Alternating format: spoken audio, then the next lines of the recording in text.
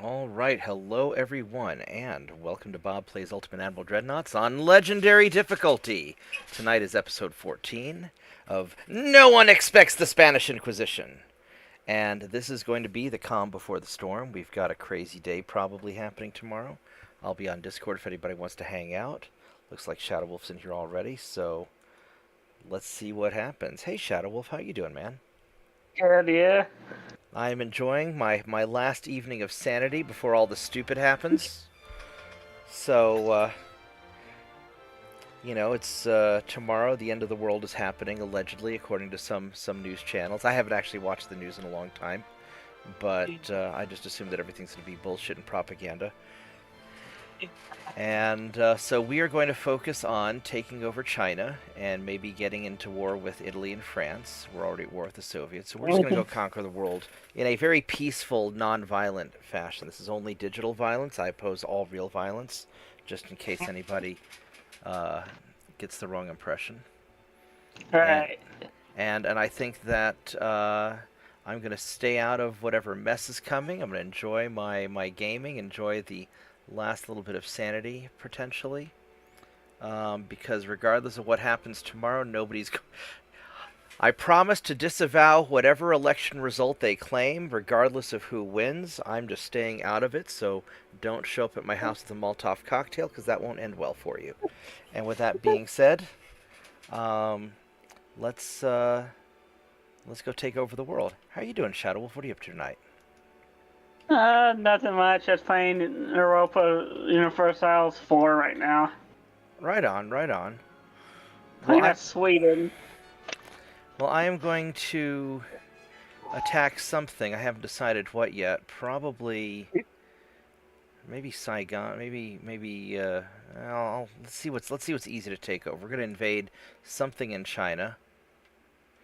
Tonkin. Tonkin's super easy to take over. Where the fuck is Tonkin? It's North Vietnam. Is Tonkin North Vietnam? Yeah. Because it's... Oh, there it is, right there. Yeah, that only needs 4,000 tons. Screw you, Tonkin. I'm taking you. There we go. Let's, I've got this 42,000 tons of stuff that I'll just park off the coast. And there we go. Shows how much I know about Asian geography.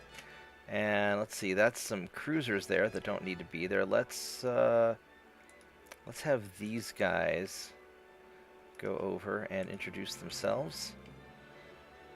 And we got all this stuff up there. It's 2 light cruisers, 4 heavy cruisers. You guys are almost out of ammo, so that is not the correct choice for attacking. Let's do... You guys have plenty of ammo. Let's have you guys go take them out. Let's do that. There we go. That should be good. Looks like we're invading some stuff. And we're invading some stuff over here. Alright. Let's go allocate our dudes because we have sailors that need to be put on ships. And I guess there's not enough. We'll put one guy to start mopping the ship, and then I guess we'll put more people on a little bit later. Oh, we could put a guy on another ship too. Let's here you go. Let's have there you go. Let's put one person on that ship also. There we go. They can start kind of getting it ready to go. So oh man. I had a friend call who was originally planning on moving to Austin. Then she's all like, "Oh my God, I can't move to Austin now because if Trump wins, then I'm gonna be oppressed in Austin." I'm like, Austin's like the weirdest place on the planet. Well, not the weirdest place on the planet, but Austin's gonna be weird no matter what happens. Just go to Austin, you'll be fine. Nothing stupid's gonna happen in Austin because even the rest of Texas doesn't care about Austin. At least I don't think they do. Does anybody in Texas even care about Austin? Or is that just where... Only for the football team now. Because that's just kind of... Longhorns? Yeah, only for the Longhorns. Only for the Longhorns, right. And, is that where the University of Texas plays? I think. I thought they, because whenever we have OU Texas, we play at the Dallas Cowboy Stadium. I thought. I guess that's No, just because it's in the Cotton Bowl. okay. Yeah. I mean, So I just assumed that that Austin's where Texas puts their lunatics, but it's Texas, so I mean, yeah. you know. When we do the Red River rivalry, we do it at the state fair here in Texas, where the Cotton Bowl is. Right on. That's Okay. that's where it always has been. I've never actually been to OU Texas because I don't want to accidentally get arrested for doing something dumb. Like, there's a I was doing a job in Texas once. They had these like Texas Longhorn Coke cans, and so my buddy who's in the OU Pride band at the time, you know, the OU band, we went through the 7-Eleven. We turned all of the Coke cans upside down to properly display the Longhorn symbol in its appropriate position. Yeah, y'all gotta be careful with that. Yeah. Yes. We snuck out, and some cowboy-looking guy in a big old pickup truck was going to grab a Coke as we were leaving. He's like, "What the hell?" Yeah. So you have to understand that, you know, being from, you know, having gone to the University of Oklahoma, I have to give Texas a lot of shit, just because it's in the student handbook. Do a lot of shit because I'm from Texas, and my mom went to a couple of the universities. Yeah, one of my best friends is from Texas. I actually really like Texas. I just have to give their football team trash because when I was a little baby, sitting. Hold on one second, my dad's calling. Hang on.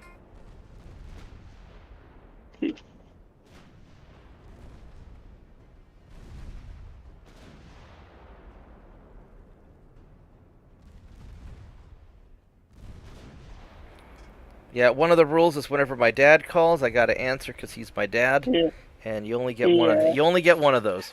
Anyway, so when I was a little kid, I was, you know, a year old or something, and we were sitting on my grandmother's couch, and Uncle Jim and Uncle George and Uncle Bill were all sitting there, and I was sitting in between Uncle Jim and Uncle George, and we were watching OU Texas, and one of the first things they taught me was that Texas sucks, and you're supposed to show the Longhorn symbol upside down. And so, yeah, so that was my childhood. And, my dad's originally from Oklahoma. He likes OU, even though he didn't go to the university. Our team sucks this year. We have not been doing very well. Yeah. Y'all lost to UT though. Oh my God, we did lose to UT, didn't we? Yeah. No, At least it wasn't that bad like 2 years back. Yeah, no, we're not as bad as we could be. I mean, when I first started college, when I was a kid, OU was horrible. My family bought me season tickets. I ended up giving them away to friends because we were so bad I didn't want to go to the games. Yeah, like 2 years back, my dad went to the game, the Red River rivalry, and he and his like new wife, because my parents are divorced. Right. Yeah, they left at halftime because how bad OU was doing. Yeah, and you know, I am a big fan of OU football purely for selfish reasons. You know, we always do better in business. I get more customers whenever OU's doing well because more money comes into town. Yeah. But actually, I had a bad bike accident when I was a freshman, and a couple of OU football players scooped me off the street and carried me to the sidewalk, and I was able to stay conscious long enough to give them first aid instructions, and they got an ambulance for me, and they were very nice people. So I do have a special place in my heart for the OU football players, just because a couple of them helped me out when I got all busted up in a wreck. Yeah. Oh, where are these destroyers coming from? What the hell? You guys snuck up on me. I'm gonna get you. Let's go turn around and get these little bastards. Yeah, we all may like each other's states, but when it comes to football, we like to give each other Well, shit. yeah, it's better give each other shit over football than. Yeah. Did you ever read about how like what Oklahoma and Texas are the only states to ever engage to ever declare war on each other in the post Civil War era? You know, so like in the like 60s or 70s, they're having a dispute over the placement of the I think it was the placement of the I-35 bridge. Or there's something going on, and the governor of Oklahoma and the governor of Texas mobilized their national guards, and they were on opposing sides of the bridge, and they were squaring off with guns and shit. I don't remember. I, I don't remember the details, but I remember David Bourne was telling me about that in our political science class. That I did not know that. yeah, it's. Let me see if I can pull it up on. Let me see if I can pull it up on the Google. It kind of reminds me of that football match down in like Central America. Yeah, it was the Red River Bridge War. Was a boundary conflict between the U.S. states of Oklahoma and Texas over an existing toll bridge and a new free bridge crossing. And I mean, it's Wikipedia, so you can't take it too seriously. But I don't think Yeah. I don't think they'd screw this one up too much. And Yeah. so the Red River Bridge Company, a private firm owned by Benjamin Colbert, had been operating a toll bridge on U.S. Route 69 and U.S. Route 75 between Colbert, Oklahoma, and Denison, Texas. Oh, it was in 1931. It's earlier than I thought. I thought it was in like the 60s. So 1931, Texas and Oklahoma jointly built a new free span northwest of the existing toll bridge. On July 10th, 1931, the Red River Bridge Company obtained an injunction against Texas Highway Commission, now Texas Department of Transportation, keeping from opening the new bridge. Ouch, did something just hit me? No, it's a flesh wound. Company said the Highway Commission promised in July 1930 to buy the old toll bridge for $60,000, equal to about $1 million today. July 17th, Oklahoma Governor Alfalfa Bill Murray, that's a hell of a name. It's a very Oklahoma name. Ordered the new bridge open by executive order. Murray issued the order on the grounds the land on both sides of the river belonged to Oklahoma. Per the Adams-Onis Treaty of 1819, Murray sent highway crews across the bridge to destroy the barricades. Governor Sterling of Texas sent Adjunct General William Warren Sterling and 3 Texas Rangers to the new bridge to defend the highway. And Oklahoma crews, under Governor Murray's orders, demolished the Oklahoma approach to the toll bridge, rendering the bridge impassable. Texas state legislator called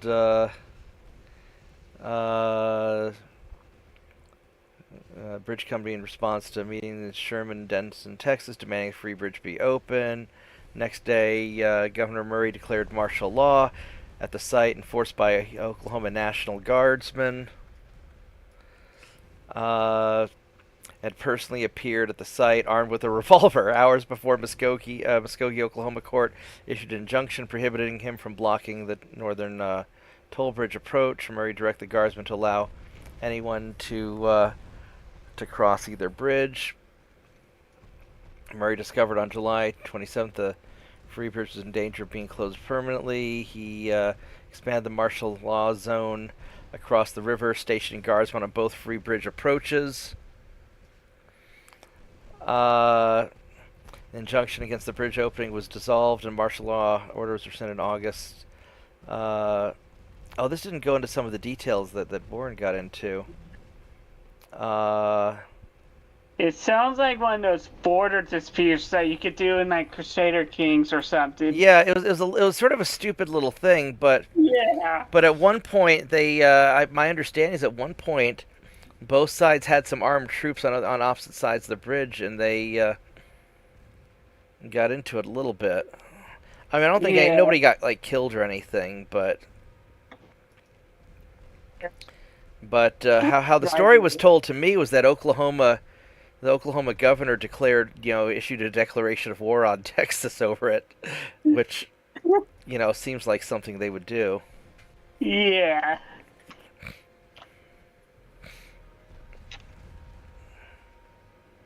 But I think the boundary's now in the is the boundary in the middle of the river now, or is the boundary still?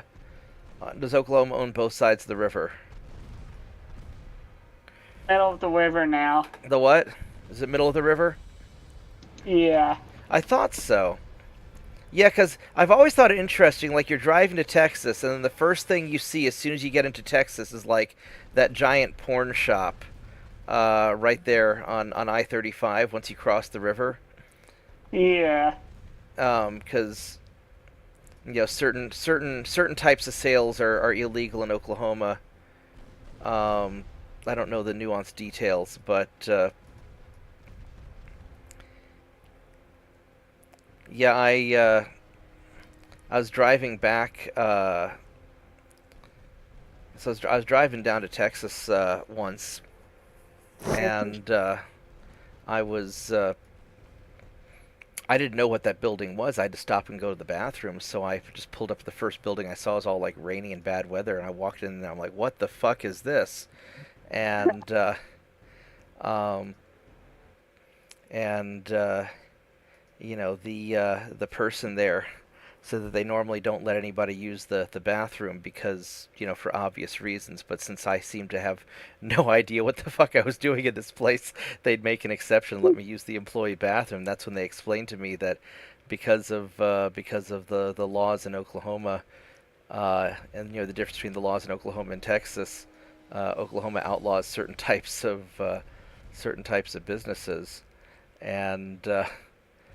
and so they put this just on the other side of the river, and I guess apparently a bunch of truck drivers and stuff. Because I thought it was a truck stop, because I saw all these semi trucks parked there. I didn't know what the fuck it was, and boy, boy, was I in for a surprise. Things outlawed or whatever in Oklahoma because of the Indians reservations or Yeah, something. well, yeah, because you got all the gambling on the Indian reservations, Yeah. and because they're technically their own country in many ways, and so they kind Yeah. of do what they can do a lot Their of own other mini stuff. government. Yeah. Yeah. And they're bound together by treaty. Oh, we got Cambodia. All right, you go Spanish. Korea. That's right. Fuck Korea. Let's go invade them too. All right, let's go see what we're. Yeah, Jesus, look at. especially all the shit North Korea's doing now. Oh Yeah. my. Where? There we go. So we got this conquest right over here. I need 150,000. I guess we'll just toss all this shit in here and hope it's enough.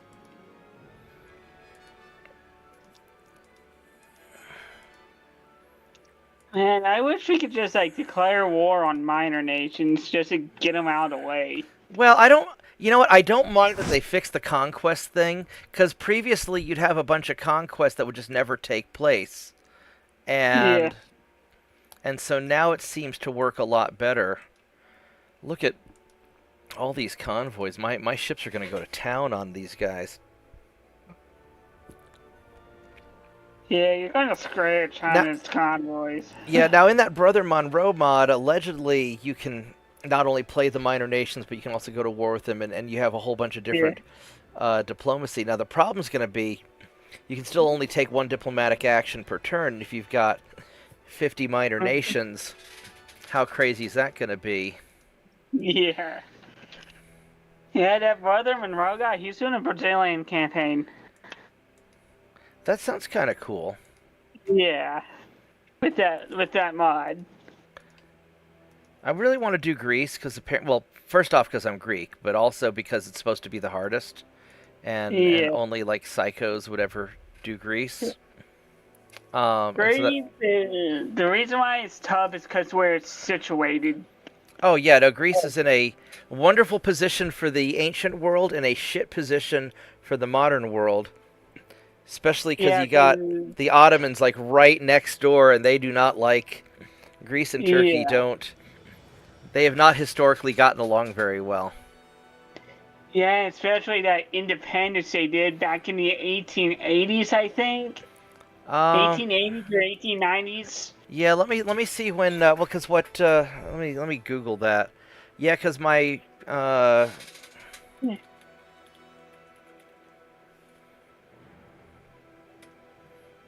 Yeah, 1821 was when Greece got out. Was able to liberate themselves from the Ottoman Empire. And apparently, I had some relative allegedly born in a tree while while her mom was hiding from the Turks. Uh, Hmm.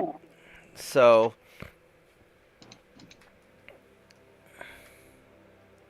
Yeah, like me on my family, on my mom's side, she's originally from Canada. okay. Like, yeah, like Does her I head bob forget up and what, down like in the South Park show? like like where Prince Edward Island is.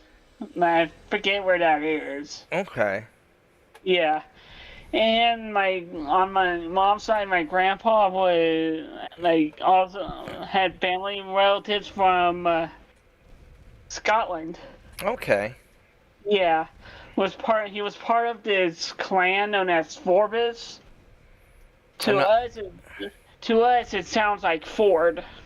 Yeah, I'm not really familiar with the Yeah. with Scottish stuff. Yeah, they were like part of the clan left because of the what the English did to their clans. So yeah, Yeah, a long they've time had a ago. complicated. Let's go kill this destroyer. They've had a complicated time of things too. Yeah. I don't pretend to understand. I mean, I know I've got some British ancestry, but Yeah. I don't really understand it very well. Some I got Scottish ancestry, Canadian, some Scandinavian. I think French and English, because Scotland and France used to be allies Right. for time. So yeah, Let's go light up I this think cruiser. I think English because of Scotland's and England's close proximity. So yeah. Right on. Yeah, my family left. My dad's side of the family left England a long time ago. So we've been. My dad's side of the family's been in America since like the 1500s, 1600s. So some of them came over the early Spanish explorers, and the rest came Yeah. over in the early 1600s. So, Yeah, uh, when the 13 colonies was just getting started, yeah, right? yeah, yeah. They had a trading post in Ohio, Uh-huh. where they traded between the colonists and the natives. And I've actually been there once when I was a number of years ago. Mhm. It's very interesting Yeah. to talk to some of the people who knew the history. But Talk about like relatives or related. Apparently, I'm actually related to George Washington through my grandpa and great grandpa. oh, that's awesome. Yeah. Actually, so here's something I found out about. Have you run into Matty yet, the Australian guy who hangs out here? You may not have met him yet. Yeah. But apparently, Maddie and I are distant cousins. We share an ancestor. Um, so, um, my distant ancestor was the brother-in-law of his distant ancestor, or something like that. And so, it's that's kind of. I mean, you go back far enough, we're all basically related at some point, or at least have some sort of common history, which I think is pretty Yeah. cool. All right, so we killed that we're gonna munch a lot of convoys today. Look at all. Oh, that's a tiny light Yeah. cruiser. You know what? That's okay, cause my holy crap, my little tiny 4,000-ton light cruiser. Oh no, that's a heavy cruiser. Oh, you're in trouble now, cause my heavy cruiser's bigger than his heavy cruiser. Let's get some. We're gonna get some. Yeah, here's the thing, they're just wasting ammo. Yeah. Well, as long as they don't hit me. Yeah. And we're wasting ammo on them because they keep coming. Well, I gotta whittle them down anyways. I mean, that was kind of Yeah. the problem that the Americans had with the Chinese during the Korean War, is that there are just so damn many of them. Um, that they were able to push us all the way, push us all the way down the Korean Peninsula, and then we had to just saturation bomb them and artillery the crap out of them to drive them back, or something like that. I'd have to reread about it, but apparently, there's an awful lot of Chinese. Yeah.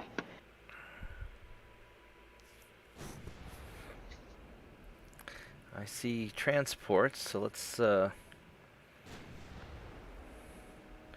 I really. Oh, something's firing on me. Are these guys armed? I don't. Something's taking some shots at me. Something bounced off of me.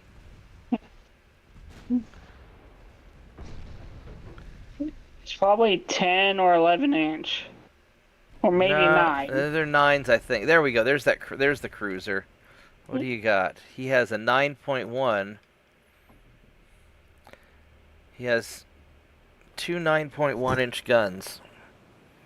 Alright. What do we... 3,700 tons. He's got garbage armor. I kind of want to hit him. Because these transports don't have any guns, so... Die fast. Let's see if I can... Actually, you know what I'm gonna... Let's see, what's the range on... It's 12 kilometers... Yeah, we can... I think we can hit that. Oh, now he's hiding in the damn smoke screen. I guess he's got a light cruiser with him. Or a destroyer or something.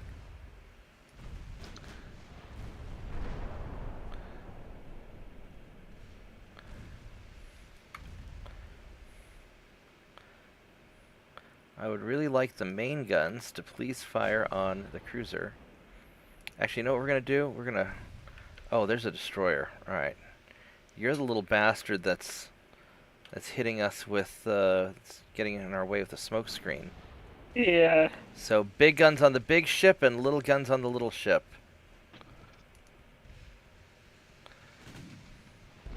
Boom! Oh, yeah! He felt that. One good hit, and he just evaporated. Yeah, you'll see that here in just a minute on the screen. It was awesome. Yeah, the lag, the delay kind of... There, now you'll see it now. Yeah, the delay kind of sucks because something cool happened. I'm like, yeah! And then you're like, oh, I gotta wait 20 seconds. Yeah. Which I guess if you're not on Discord, then you hear it at the same time you see it, but... Alright, let's go hunt down these undefended transports now.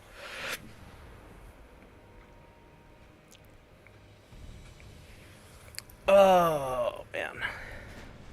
Yeah, but usually a lot of games I would play would be like history related. Yeah. Yeah, I like a lot of the historical aspect of things, but... Yeah. I've been doing a lot of Battletech type stuff lately. I really like, sci-fi stuff.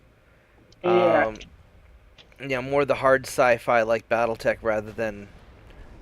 I mean, Star Wars is fun to watch, but I haven't really enjoyed Star Wars games that much because it's like space fantasy. Hey, it's going through now? God.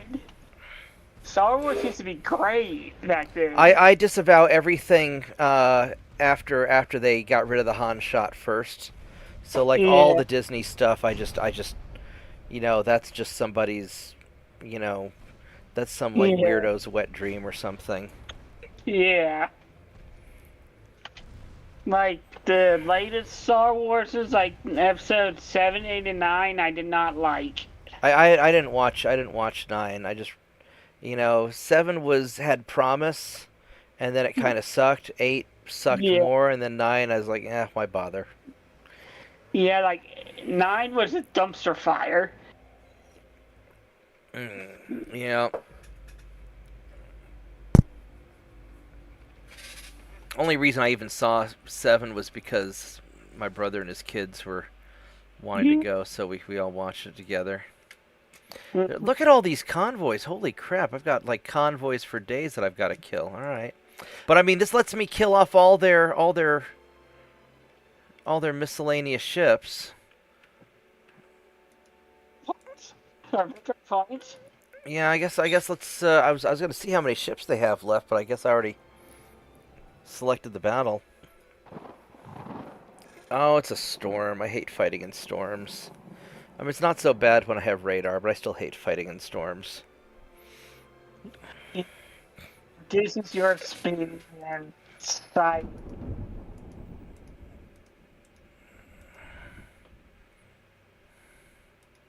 We can do normal. I don't even know which way we're going. Let's go this way. All right.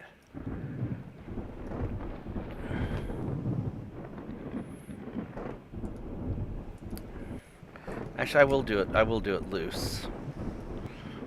'Cause I want to give these guys as much time to dodge torpedoes as possible.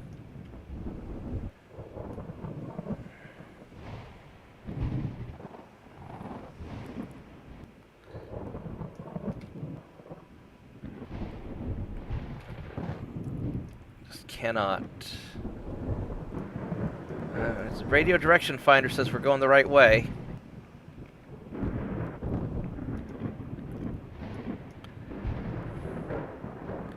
I see radar blips about 18 kilometers out. I wish once you got radar that they'd give you a little mini map off to the side that you could just see where the radar pings are. Yeah, like what the U.S. used in World War II. Like it's like that blank screen. It's like shows green dots where the radar is picking up. Yeah. That would be great. I'd be very happy with that. Instead of just the one blip at a time. That way I'd have some idea of range or something. Yeah, or some idea where they're at. Alright, well, it's gonna suck to be this transport. I guess he's got guns on him, so we'll go ahead and sink him. If we can hit him. There we go, we hit him a little bit. Alright, there we go. So let's go turn and just start lobbing shells at them. These guys are relatively small, 6-inch guns. These are heavy cruisers, but they sort of suck. Alright, well, that's okay. We'll blow them up too.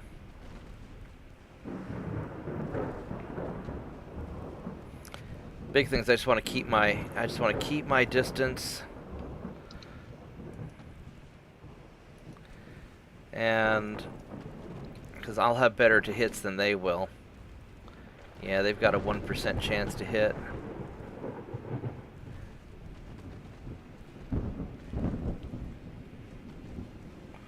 Would be nice if I could hit this destroyer.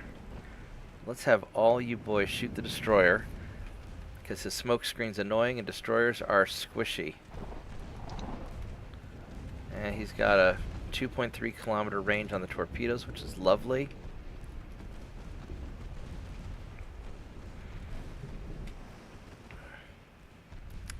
Yeah, he's all on fire.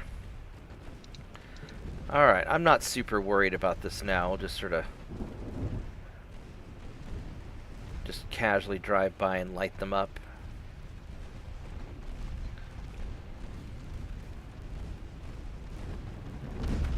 Ooh, he hit me a little bit. Didn't kill anybody though. Somebody got injured, I guess.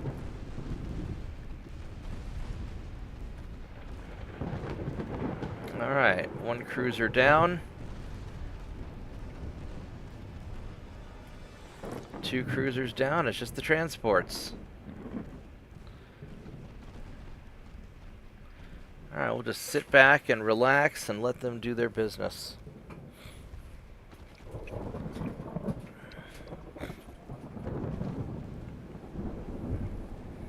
Yeah, I think last I checked the Chinese had about 180 ships remaining. A lot of them are probably old small ships.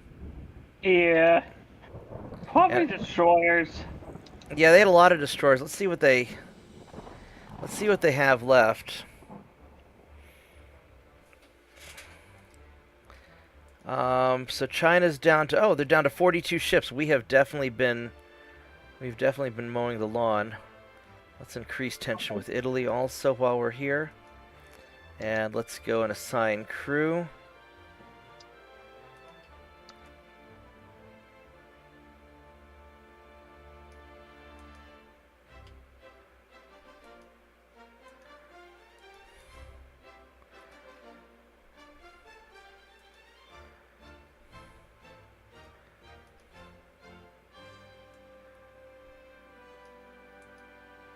Alright, we'll just toss some crew in there. And let's just keep sinking. I guess some of these are Korean ships. That's why. Alright, well, I mean, we gotta get them, so we'll just keep... There's a lot fewer Chinese ships remaining than I thought, so this is really good. It'll take a while to finish invading all their stuff, though. Yeah. I think I'm going to save Formosa for last. Just because that's an island, I want to be able to get all the land invasions going that I can. Try and grab that territory.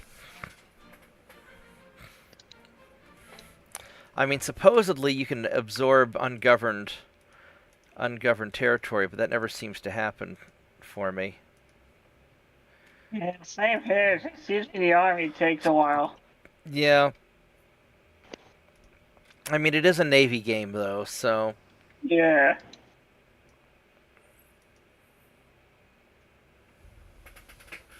I wonder how bad I'd get a copyright strike if I started playing the Village Peoples in the Navy.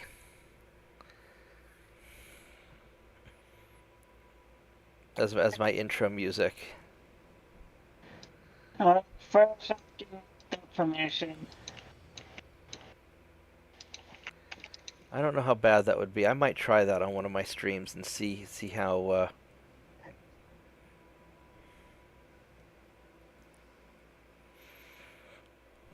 Oh, well, there's that radar blip. About 12 kilometers out, give or take. And there's some stuff over there. Oh, there's a transport. Hello, transport. Daka, daka, daka, daka. No more transport. There's another transport. I don't think these guys have any guns.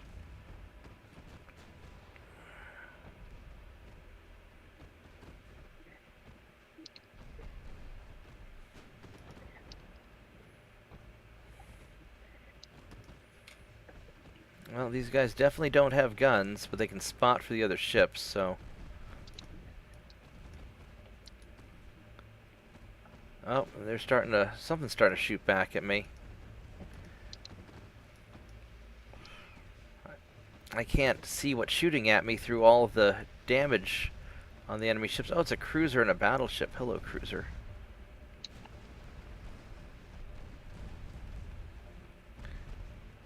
He's got not very good chance to hit me.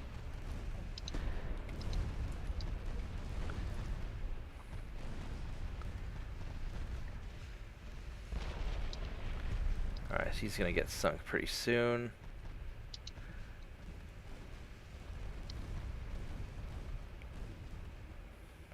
You know what I really want to do is I want to fire my secondary guns at the torpedo boats.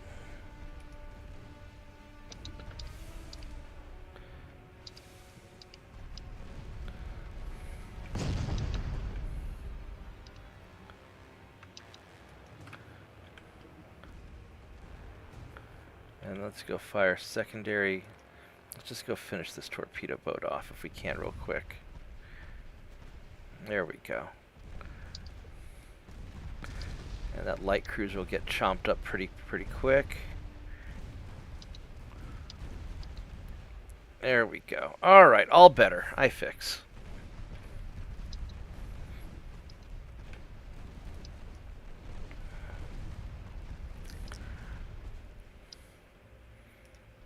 Alright.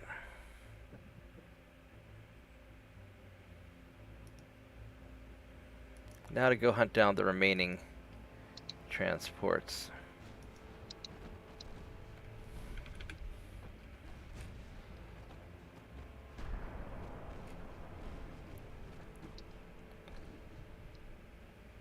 Is that all of them? Nope, there's some more.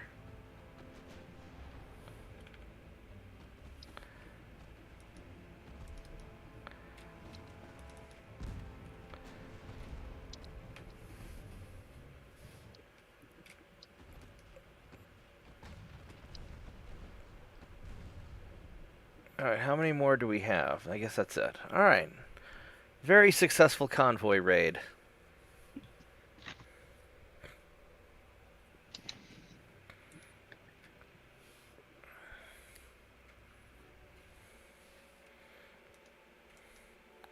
And another convoy. Okay, let's do this too. So many convoys.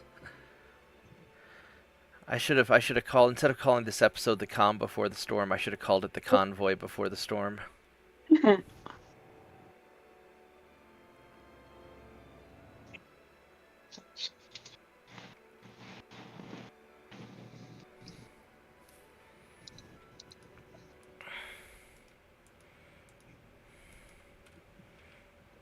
All right, where are...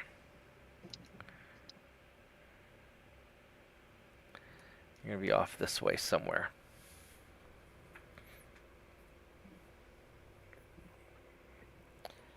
I've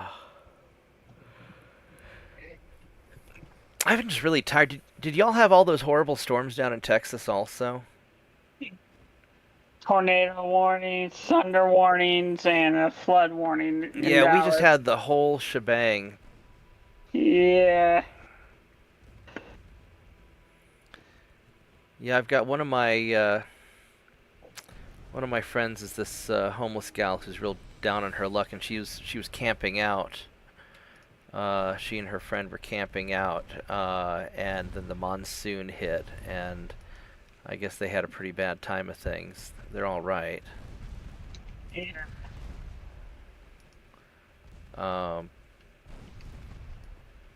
But no, we had a lot of... Oh, these guys all have guns too. Oh, hurry up and finish off that light cruiser, please. No, please finish shooting. Finish killing the first light cruiser before you kill the second one. I don't want to just rely on it burning up on fire or anything. I want to make sure it's dead.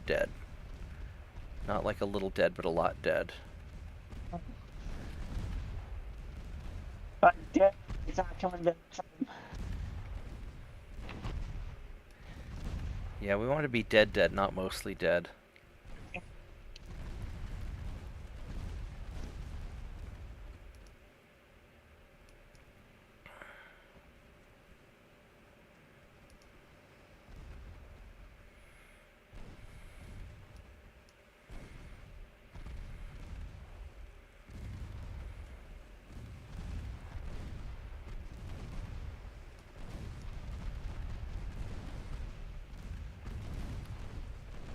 There's one more light cruiser hiding over there, and that transport.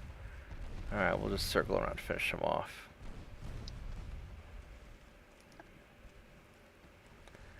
There we go.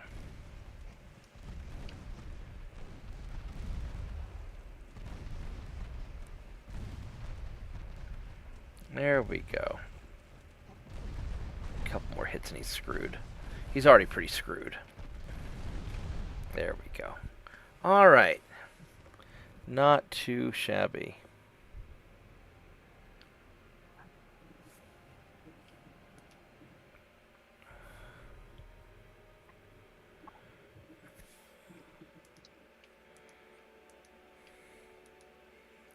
Alright, here's a big fight. Lots of Koreans that we're killing. Alright, whatever. I mean, y'all are doing it to yourself.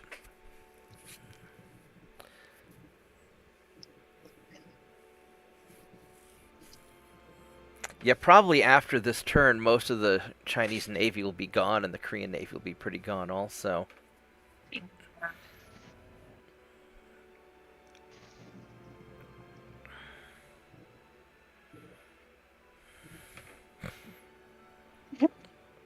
Didn't invest much into tech and new ships. Say that again? I hate how the AI doesn't invest into tech and new ships. I think they do, to some extent, but Yeah. I don't think they upgrade their ships as often. Or they don't make, like, radical upgrade changes.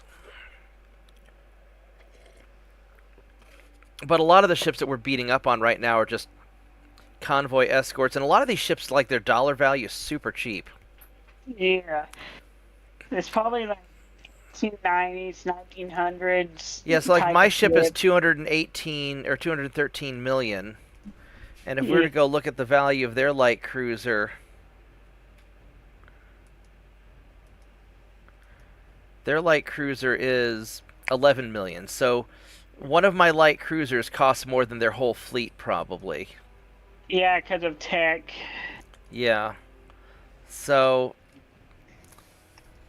that's part of the problem. I can't really afford to lose any of my ships because they're super expensive. But yeah, I mean I've got a $200 million ship, and they've got a $10 million ship. You know, my ships are 20 times as expensive. Of course, they're going to be better. Or like a $10 million battleship that you can't afford to lose. Yeah. So what I'm going to do is I'm going to go cut over this way.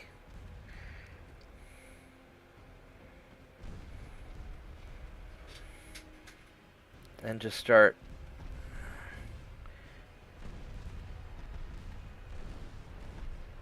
tearing up their light cruisers.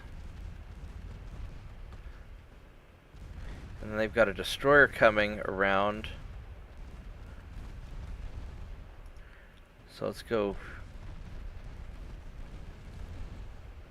turn back around.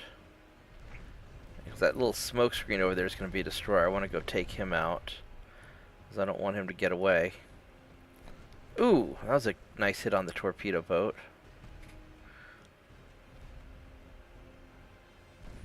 The nice thing with all these little guns is they do lock on pretty quick.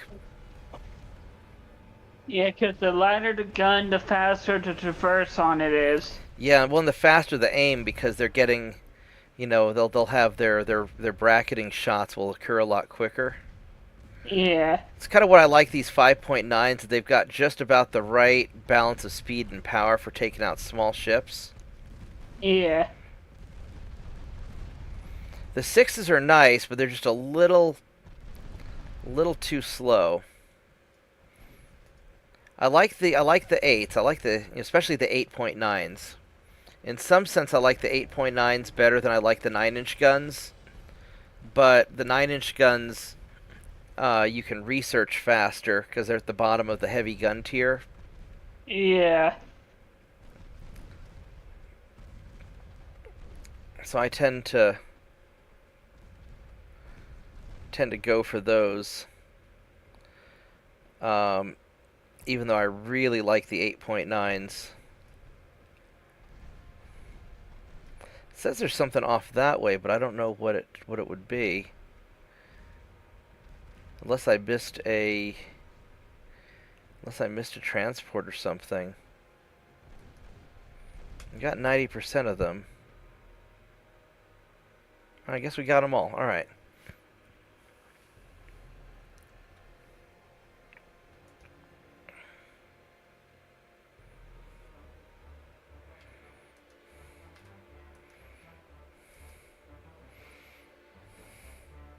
I'm just going to auto-resolve this and see what happens. Oh, that wasn't great, but it's okay. And let's auto-resolve that. Alright. This ambush here, I don't know, but I think I'm going to lose a bunch of ships. But their ships really suck. You know what, we'll auto-resolve and just see what happens. Damn, we got him. Our guys took a lot of damage, but we got him. Alright. Right on. Alright, so we don't have any, can't invade anything right now. We're just doing this, send these guys over to Korea. So we'll deal with that.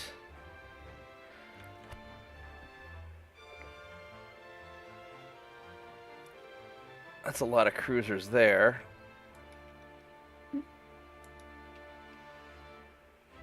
Yeah, wait until a lot of the current invasions are done before doing anything else. Let's go send him there.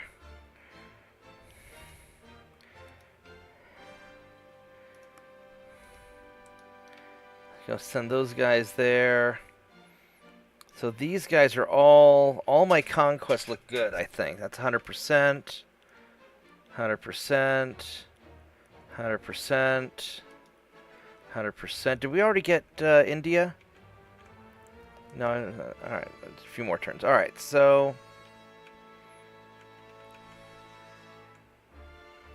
Then these guys here probably ought to... Well, he doesn't need to repair.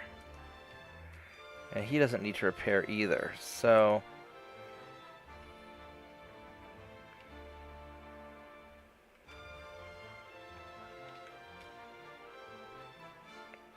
I guess we'll just go to the next turn.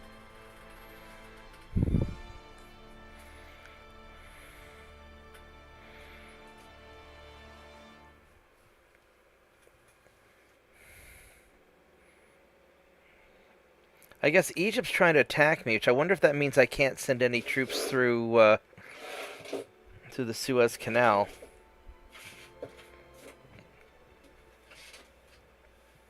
I really just need to take over Egypt. Yeah.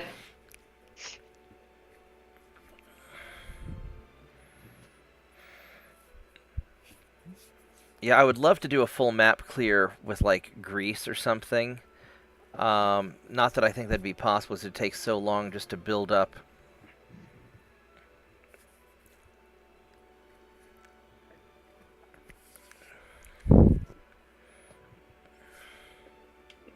Do Greece, like I'd say like be full peaceful until you get your fleet done.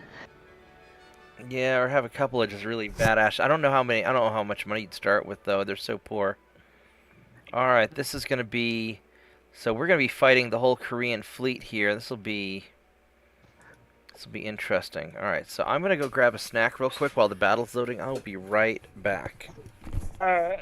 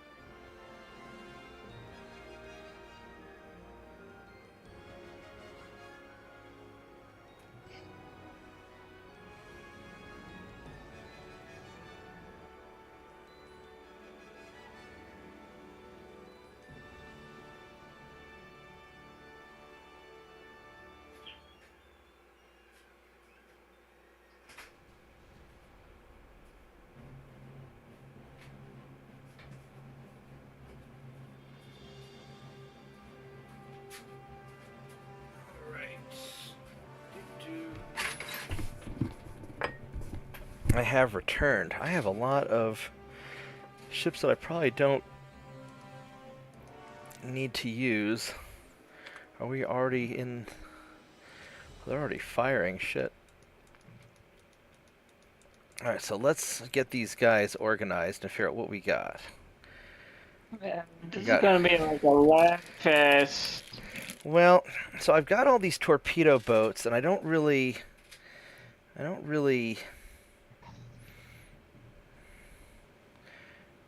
want to keep these guys around. Nobody's particularly slow in this fleet, but I don't want the torpedo boats or destroyers to be in a... Let's have you guys detach. Leave the torpedoes off for now. I'll have you guys screen the main battle fleet. And you guys are going to be a little... Why are some of these guys so slow? Let's see. So... The Baltimore's 25 knots. So we've got 2 Baltimore. We've got a couple of guys that are just slow. So you're 26. You're 26. You're 26. You're 26. And all the rest... so he's slow.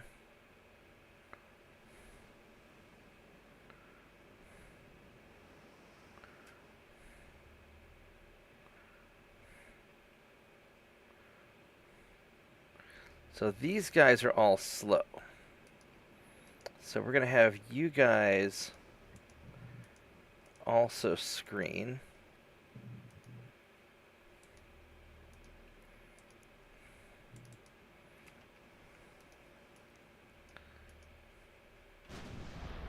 Alright. We're going to have you guys just kind of keep a distance. And this will sort of sort things out maybe a little bit.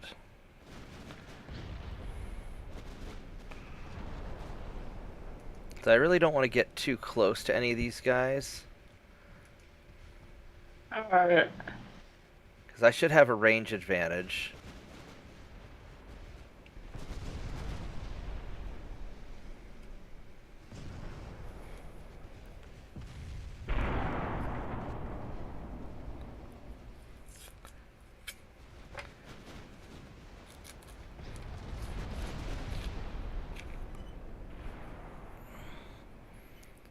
And I guess their battleship went down. That's good. Yeah, so this, let's just kind of keep our distance. And my slower ships, the smaller ships I may tell them to run away, but I'm going to use them kind of as a screen for now. Because I'm sure that my heavy cruisers can just take care of this.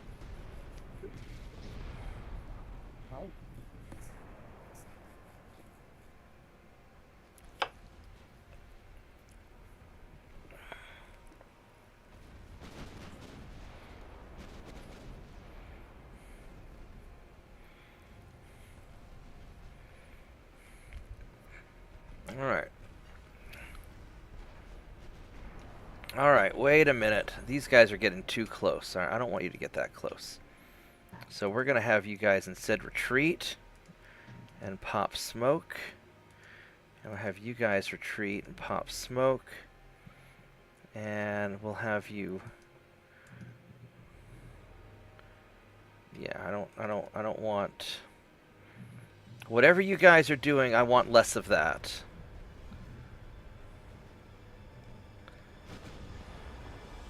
I definitely don't want you getting that close.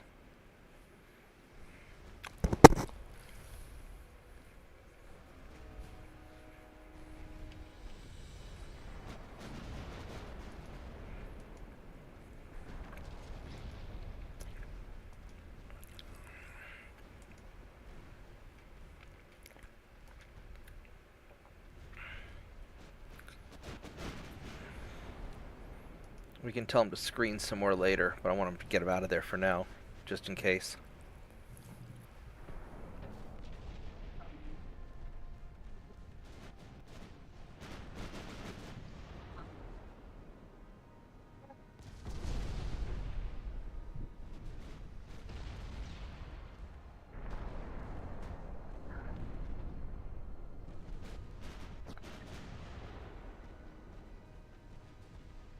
There's so many ships, holy crap.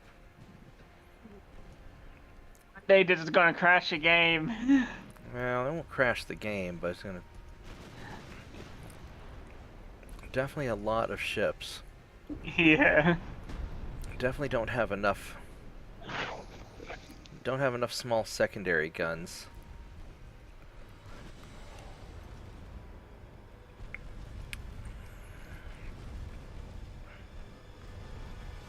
What I kind of want to do is I kind of want to double back.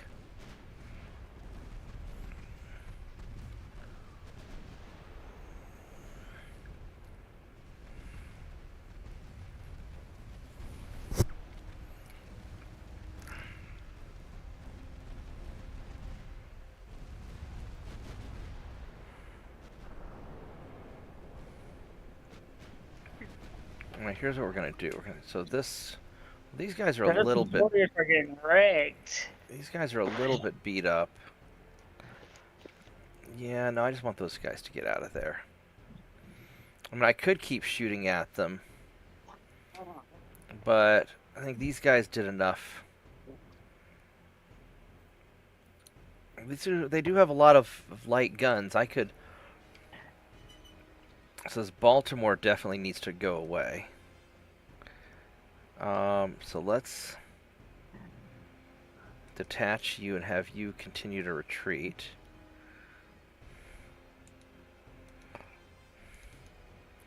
These guys, I think I'm going to send off this way.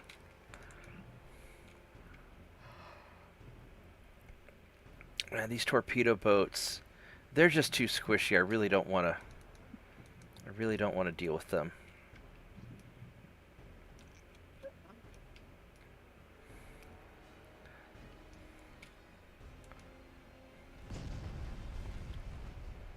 I'll let them just keep doing their thing.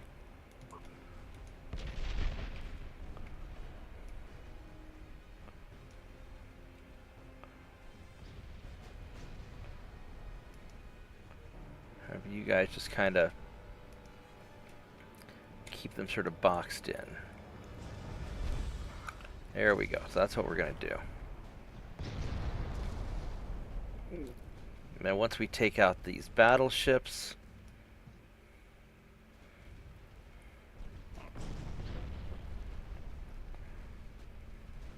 we'll circle back around.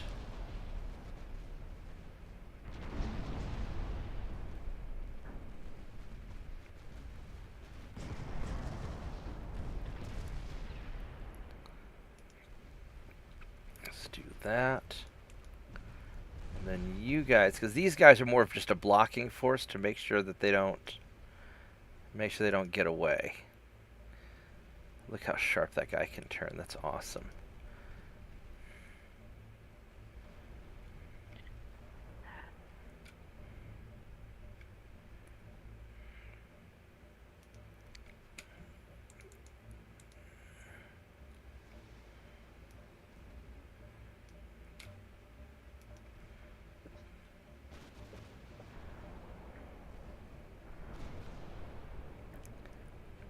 Yeah, so we'll just, the other light cruisers, the slower ones, I'm just going to use those as a containment force just to make sure nobody's escaping. I don't need them to directly engage.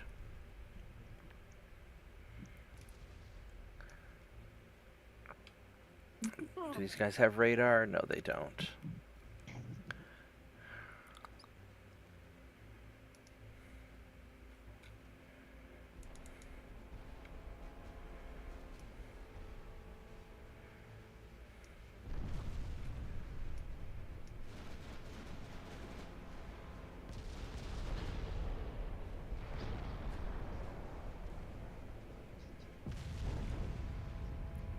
They're doing fine. And these guys are firing, and they're doing kind of all rightish. Mainly, I just want to make sure these torpedo boats and light cruisers can't get away from me.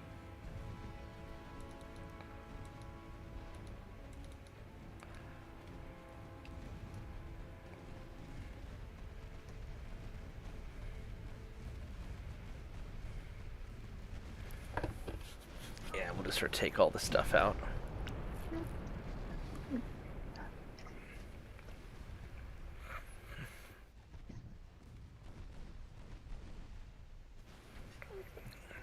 Such a large, unwieldy fleet.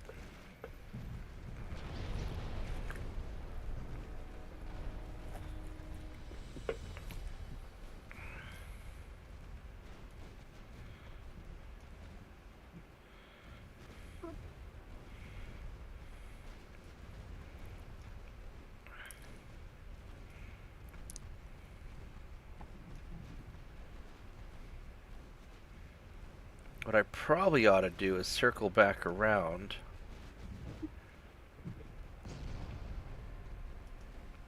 Like this. We'll just double back.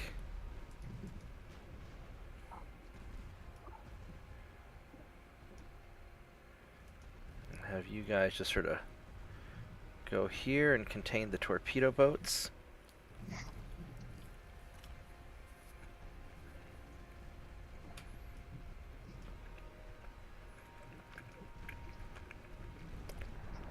Even if they don't hit anything, I just need to make sure to block them so they can't escape.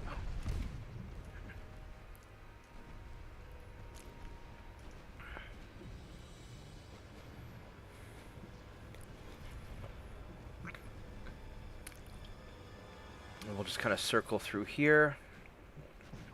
I finished just mauling all these cruisers and stuff.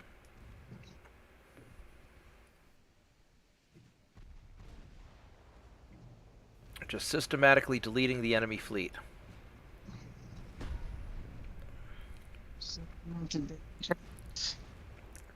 What was that? You're breaking up real bad. I can't hardly hear you now.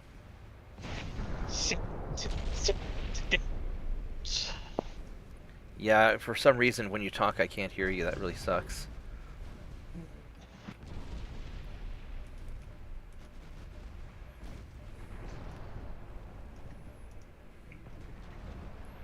Let's go turn these guys back around.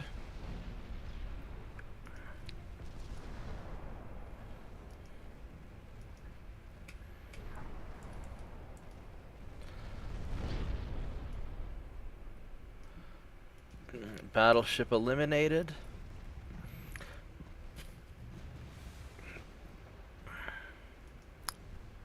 Now I'll just start mopping these guys up.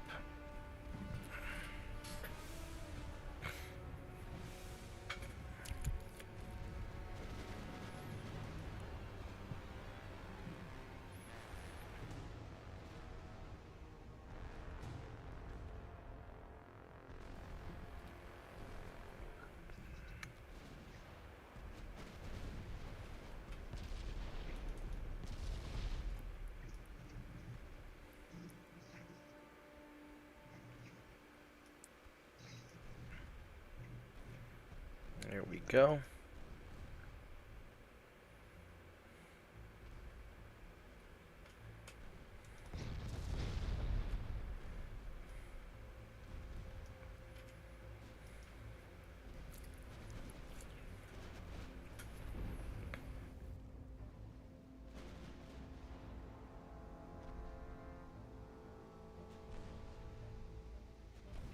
Yeah.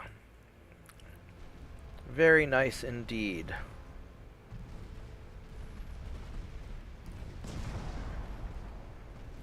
This guy's taking an impressive amount of damage.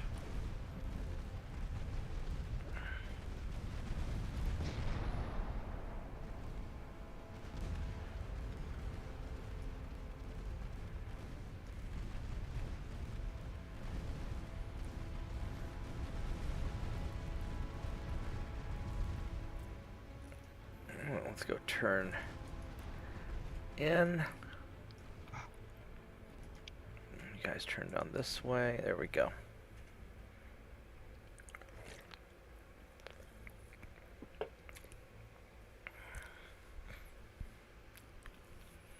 Alrighty, awesome.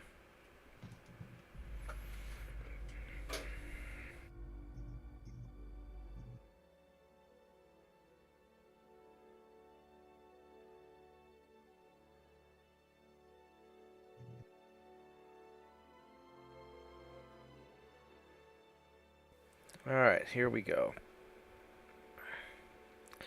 I guess we have to kill all these now. How many ships do they have left? Holy crap.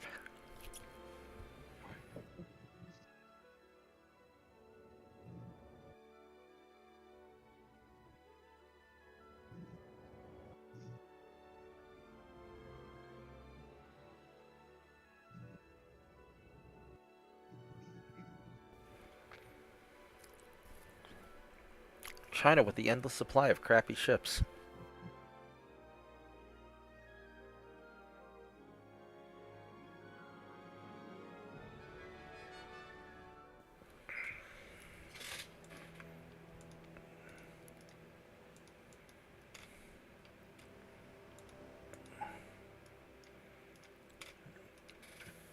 All right.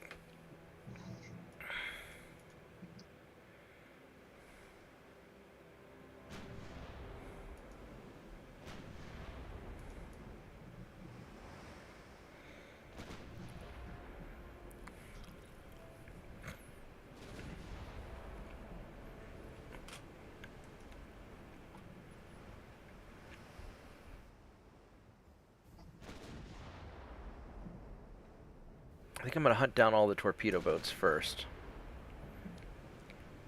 Just for the easy prey.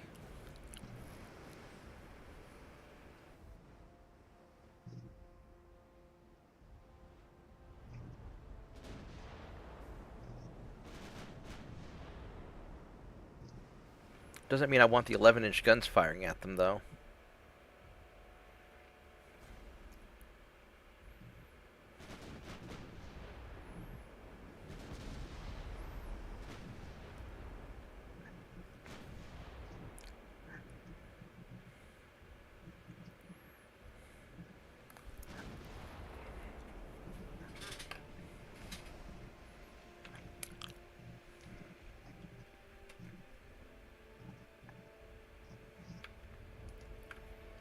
Let's have the big gun shoot at the big ships. How about that?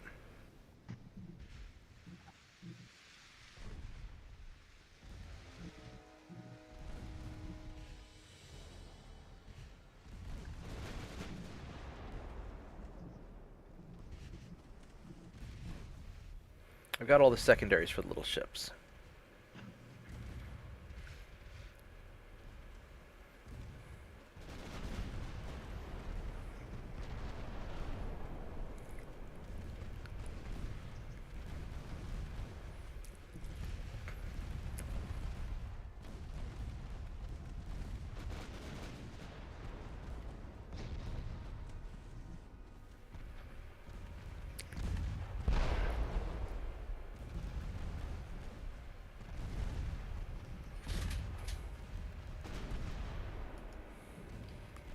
Let's have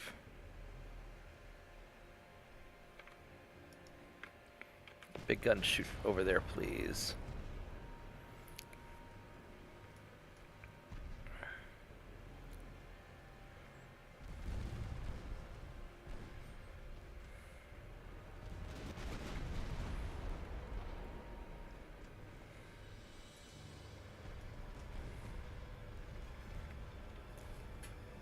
There we go. We don't need to waste big ammo on little ships. That's what big ships are for. Use the little guns on little ships, please.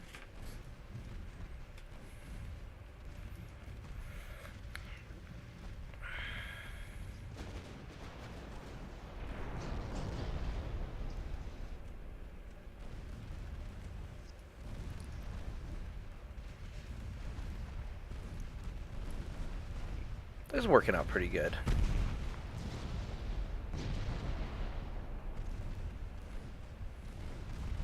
Yeah, light cruiser's acceptable. You can hit a light cruiser with the big guns, that's fine. Just anything that has the word cruiser in it is acceptable.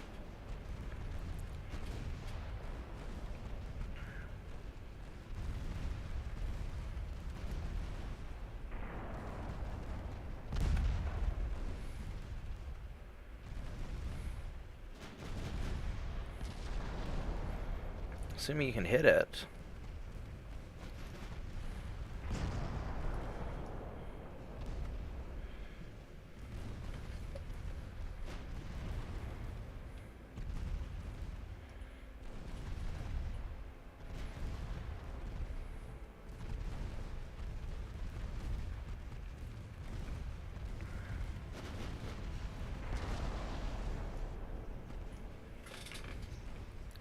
You know what would be great is if we didn't point the 11.9s at the torpedo boats. How about we fire on that? That's a cruiser.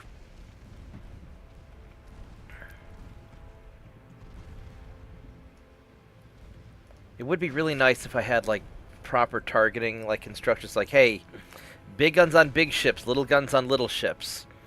I think that wouldn't be so hard to implement, like a targeting priority.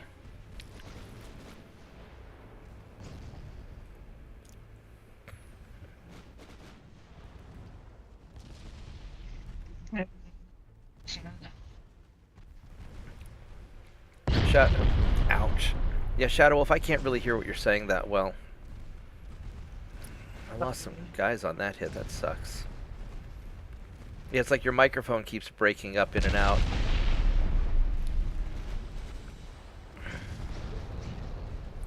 I got a little too close to the destroyers, that's the problem.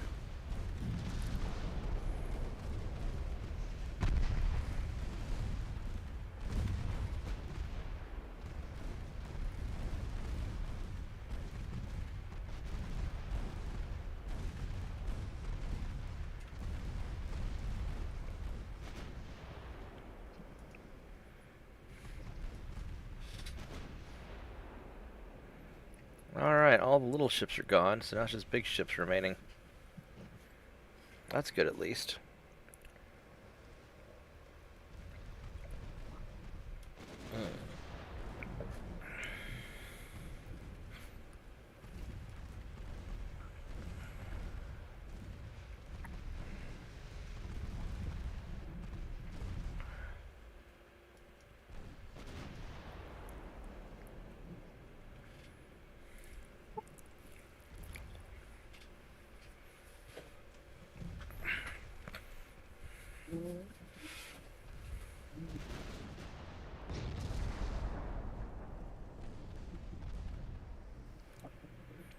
Next shot should get him. He's hurting pretty bad, so this should get him. Nope, guess not. Alright, we'll turn into him and engage him up closer.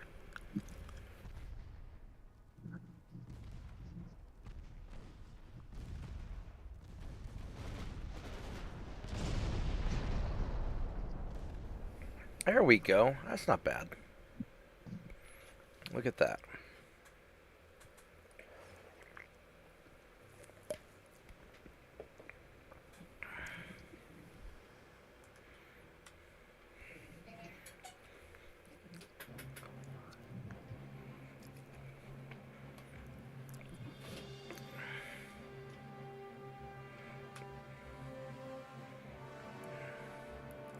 Yeah, let's go get this guy. This will be a very one-sided fight.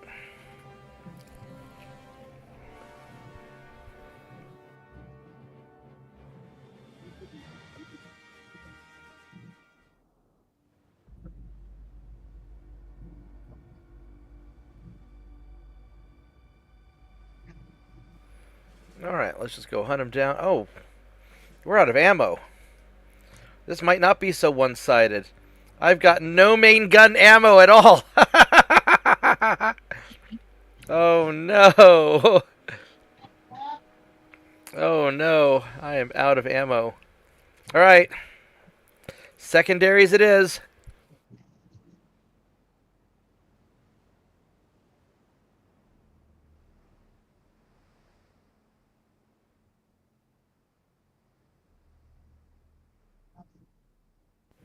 Oh my goodness, there's so many Chinese ships that I literally ran out of ammunition killing them all.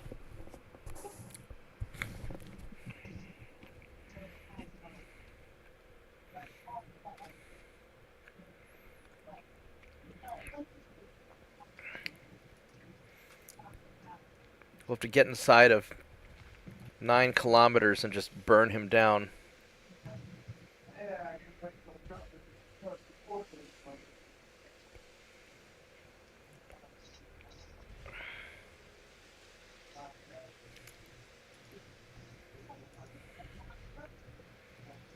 I think I can do it though. Cause this guy, he doesn't have great armor. He's oh yeah, he's not in good shape.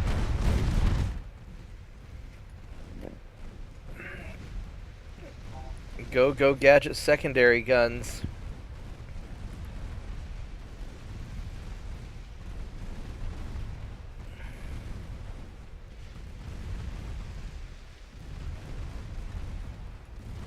What are these guns doing? How do I have guns in the middle of the ship? What the fuck? How are you guys in the middle of the ship? How's that even possible? I'll have to refit these at some point and fix that.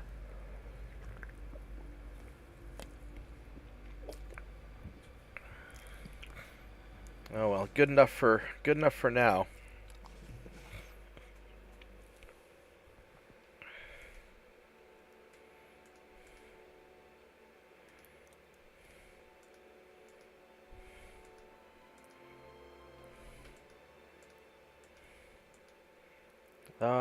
Korean. Yeah, let's go invade more of that. Alright, so we've got a double Korean invasion. Which means we gotta park these guys inside both circles.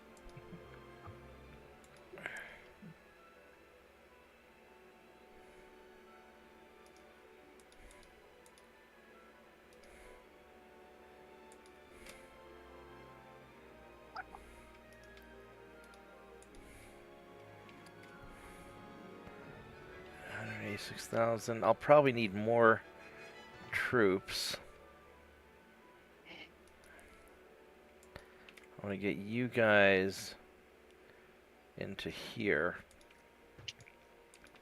That should do it. Unless I want to invade more China stuff.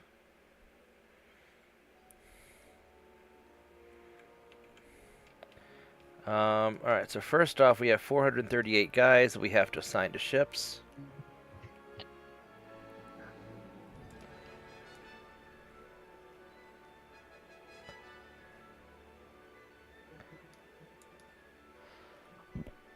Alright.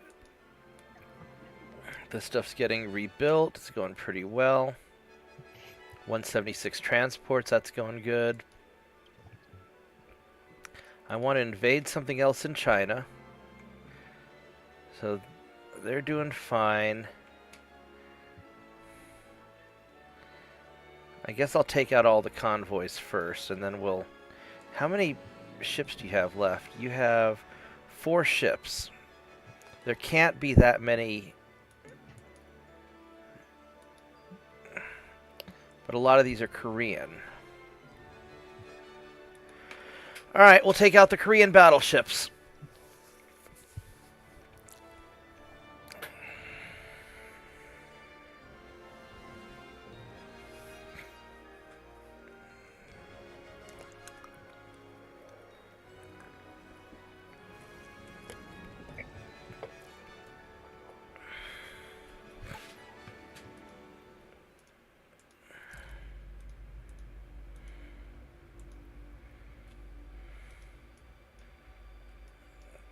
Okay, let's get them. At least these guys have ammo.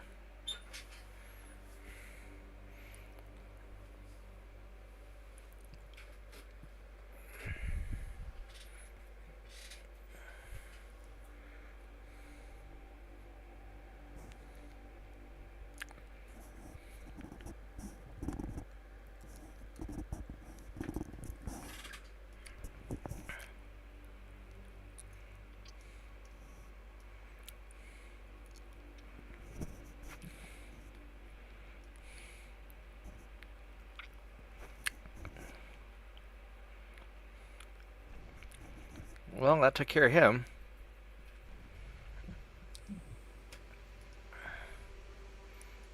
So let's kind of keep our distance a little bit.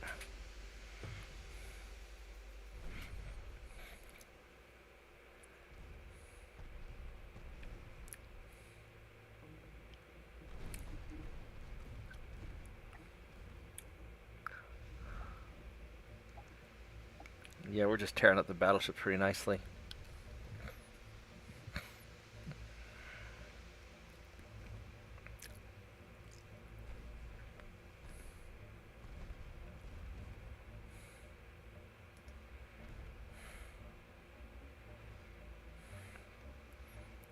Those torpedo boats are pretty squishy too. Bunk.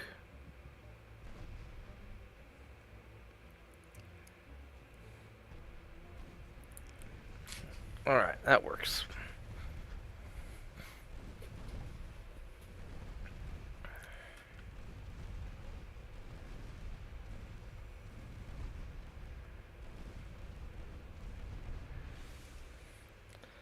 Let's go hunt down the ships.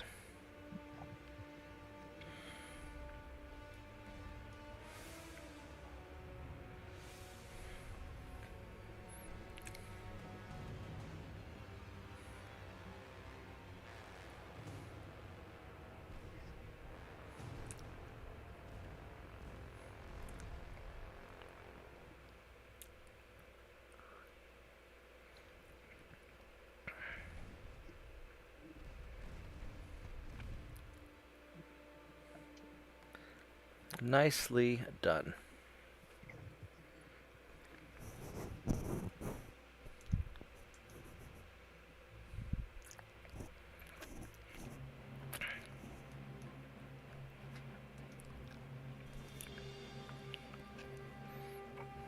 Let's go hunt these guys down.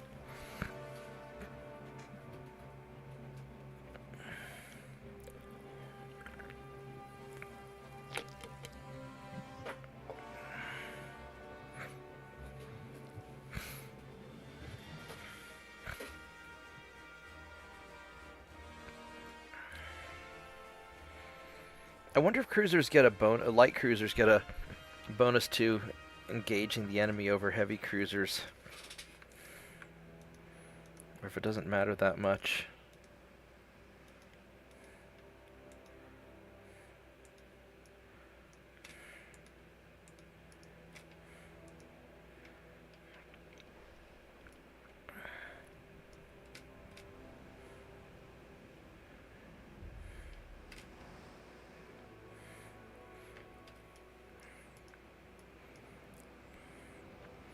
Tell you what, these little 4,000-ton cruisers have been great ships.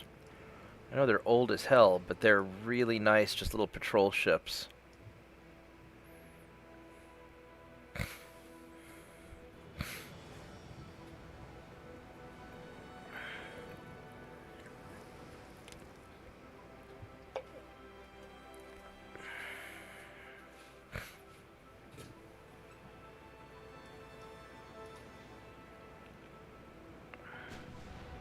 Oh, that's a torpedo boat. Look at that little guy. What's your torpedo range? 2.3 kilometers. And he's at 3.5, so we're all right.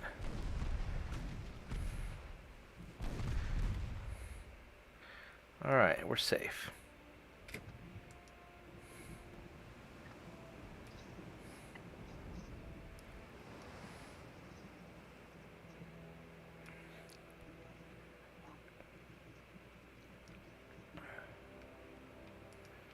Alright, let's go find the next bad guy.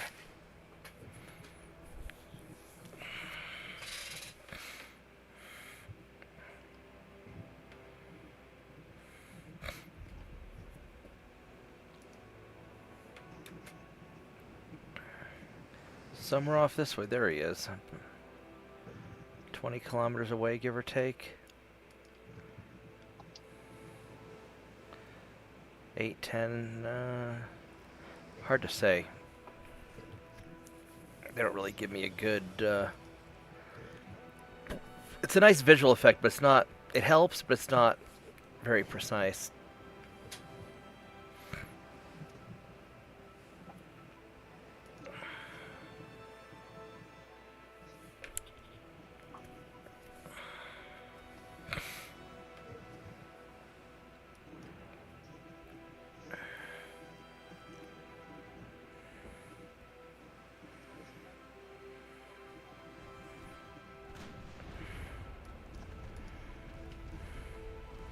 These guys don't appear to be armed.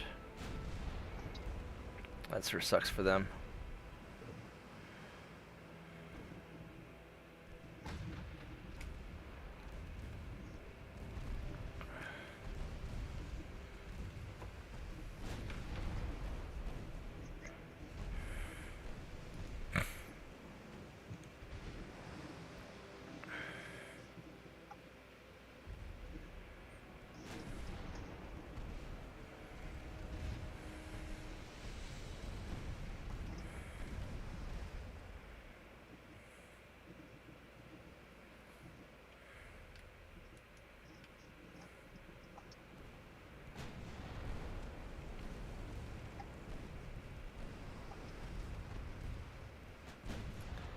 Alright, this will take care of business here in just a little bit.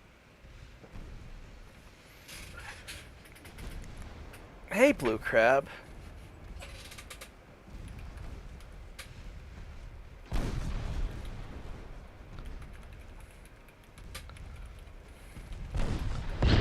Blue Crab, why are you stressed about tomorrow?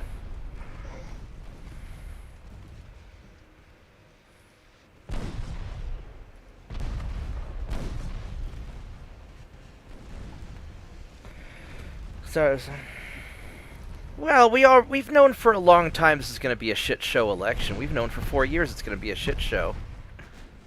So, what state do you live in, Blue Crab?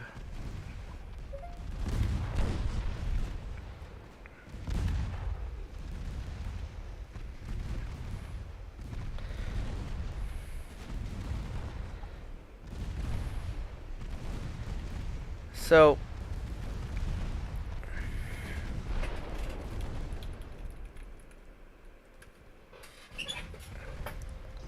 I'll tell you a few things to reassure you.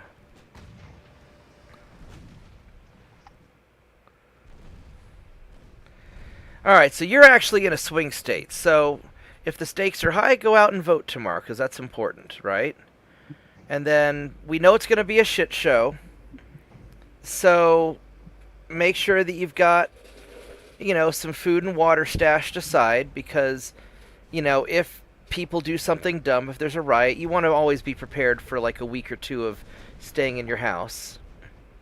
I am a firm believer in the Second Amendment, just in case some crazy nut job with a Molotov cocktail comes running at your house. I think you should always be prepared for basic emergencies. And, I don't know which... well, if you're under 18, I mean, just make sure you've got, some food and water, stay inside. If you're under 18, you can't vote anyway, so it doesn't really matter. And, I'm not going to ask which side of the political debate you're on, but here's the way that I would suggest it, okay? If Kamala wins, things are going to basically be the same as what was under Joe Biden, maybe a little bit weirder, because she's going to be a little bit weirder than Biden. And if Trump wins, things are going to basically be the same as they were under Trump the last time. So we're not going to really have a surprise either way, right? We've been through both of these people before. If you're under 18, my advice would be to stay out of it. Make sure that you've got some supplies. You can stay home. This is why I'm staying, this is why I'm staying home playing video games. I'll go to work tomorrow. I live in Oklahoma, so nothing interesting will happen here because nobody cares about Oklahoma. But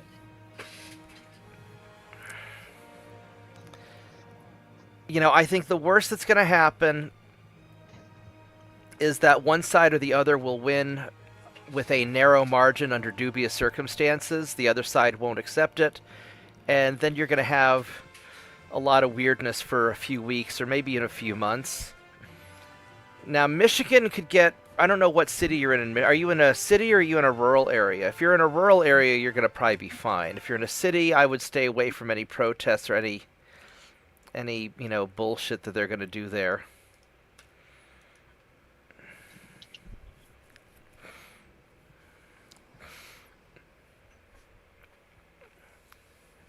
Unfortunately, it's sort of out of your hands because you're a kid. I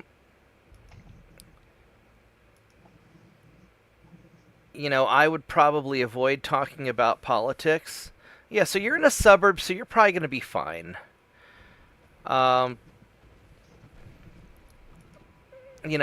the local news to see if there's any rioting. Not that I necessarily trust the news. There's a number of podcasts. And maybe what I'll do, maybe I'll live stream. We're talking about live streaming tomorrow night. Playing some MechWarrior and talking about whatever's going on. And so maybe I'll do, some of that. But I'm not going to be up and aware on what shenanigans is going on in any particular local area. We know it's going to be a contentious election because, well, there's been a lot of shenanigans already. And, I think that Trump's going to do better than the Democrats expect, which is going to cause them to freak out. But Trump's not going to do as well as the Republicans are going to expect, which will probably cause them to freak out too. Republicans don't generally freak out as much as Democrats do. But,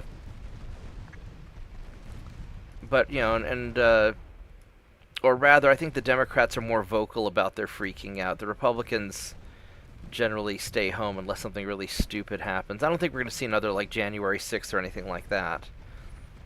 I think that was an anomaly, and, and largely that was largely a, well, there's a lot of odd things about the January 6th stuff, which I don't think that's going to happen again. Well, yeah, because Trump's getting to an age where this is going to be his last shot. I mean, guy's getting close to 80, and, he's still sharp, but for health reasons. I think if he loses this election, he'll become more of a behind-the-scenes guy, and if he wins the election, then he'll do his bit and then probably become more behind-the-scenes after that.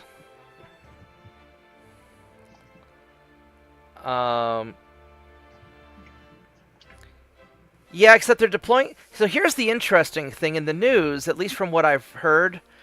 A lot of these states are talking about deploying the National Guard because they're worried about Trump supporters being crazy, but they're deploying the National Guard to Democrat areas, which either means that they're just trying to protect the Democrat areas from craziness, or they're worried about the Democrats going crazy.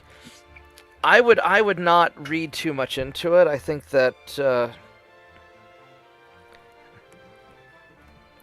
people are going to take more precautions than last time.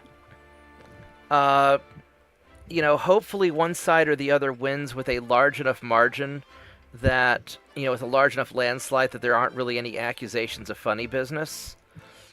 If it's a narrow election, you could expect accusations of funny business.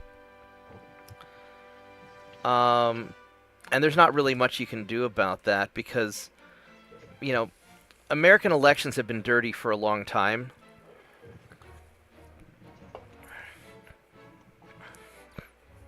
I think you're going to see a lot of legal fights. We probably won't know who the president is immediately anyway, because I think there's going to be a lot of shenanigans going on.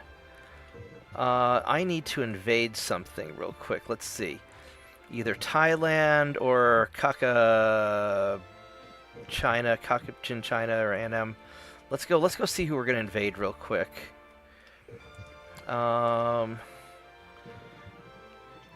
China is only 30,000 tons, so we can do that. Let's go grab him real quick. So we're gonna have you boys are gonna go down here to Saigon. And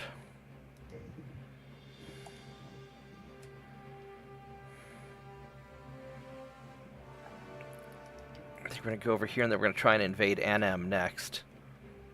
I think that'll work out pretty good. Oh, that's interesting. There's not enough stuff here. I thought that was going to need a lot less tonnage. All right, so you boys are going to go up here.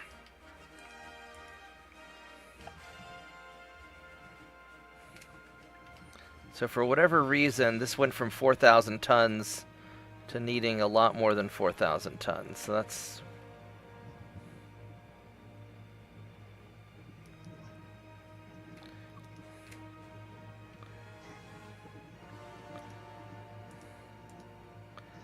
Actually...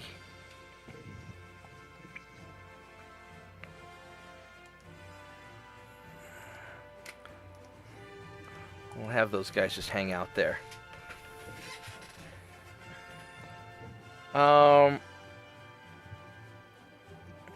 remember you are a kid. How old are you, Blue Crab?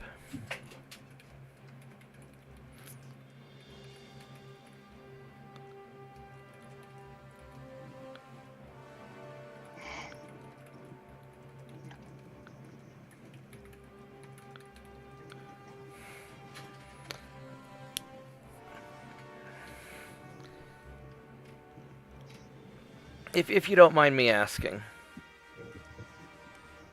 Alright, so you're 15.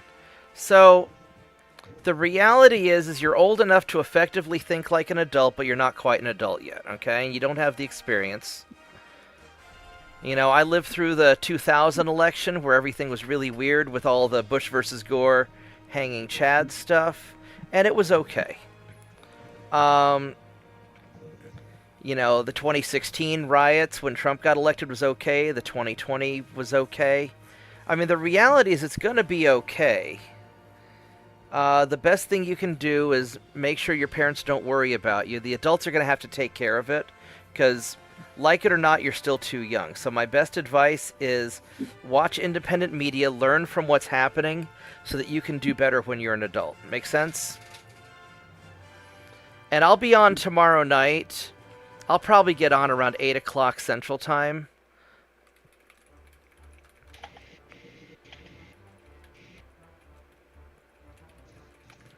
And maybe instead of playing video games, maybe I'll just live stream and talk to people who are concerned, because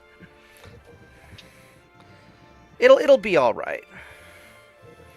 But the most important thing is make sure you've got some supplies in case things get dumb, because you don't want to be out on the streets if there's trouble. Don't go pulling a Kyle Rittenhouse or anything like that. Just stay out of it, because you're too young. And the adults will sort it out. And your priority is to... Well, I don't know which party, I don't know which party you belong to, and we can talk about that if you want, but the most important thing is your priority is to take care of your family, because that's really all you can do. Take on a burden, but don't take on a bigger burden than you can handle. So, make sure that your family's ready. Yeah, stay indoors, protect your family, and, watch, you know how to watch live streams and stuff like that. And I'll be on, and maybe I'll just be on. I'll turn on my camera so you can see that I'm a real person. I'll just talk to people, and we'll just hang out and we'll talk about all the bullshit that's going on. But you'll be okay. Just stay inside. Make sure you got plenty of food. Get lots of pizza and popcorn, and just watch the shit show, because there's not really a lot you can do at your age. I'm in my 40s, so if things go bad, this is more of a me problem than a you problem. But fortunately, I live in Oklahoma, so it's not going to be, it's not going to get too weird here. Yeah. Yeah, you can watch the polls. Just remember that for whatever stupid reason, they always count the mail-in ballots last, probably so they can cheat. So the polls aren't going to be super accurate unless there's like a big landslide victory. And, there's always... This election's going to come down to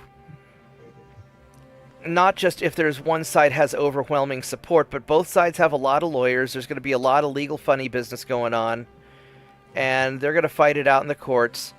And even if we have a winner on election night, we may not actually know the real winner until months from now, because there's going to be a lot of lawsuits and stuff. I don't think either side's going to give up unless it's just a total blowout.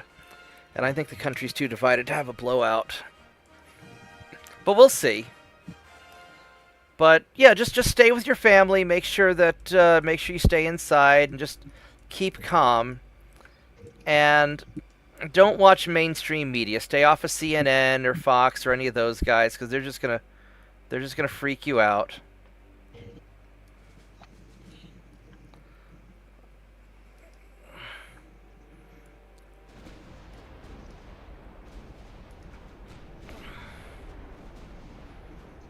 I wouldn't worry too much about any of that stuff. Although I am going to retreat these torpedo boats, because you guys are small and squishy, and you're not going to do me a lot of good. But you guys are going to go to town.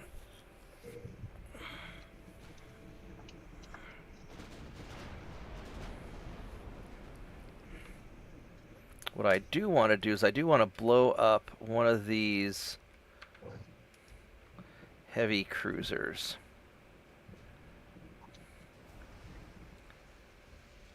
I'm going to be kind of lazy about this battle. Yeah, and what I'll do is I'll keep an eye on the different election results. I'll make I'll use one of the interactive maps to kind of show where I think things are at. But that's not even what I'm really worried about. I'll be curious, I'll be on Discord hanging out with people, so everybody's welcome to come join. The big thing is just, if there's any street protests or anything like that, if there's anything weird going on, just stay away from all that, because nothing good's going to come of that.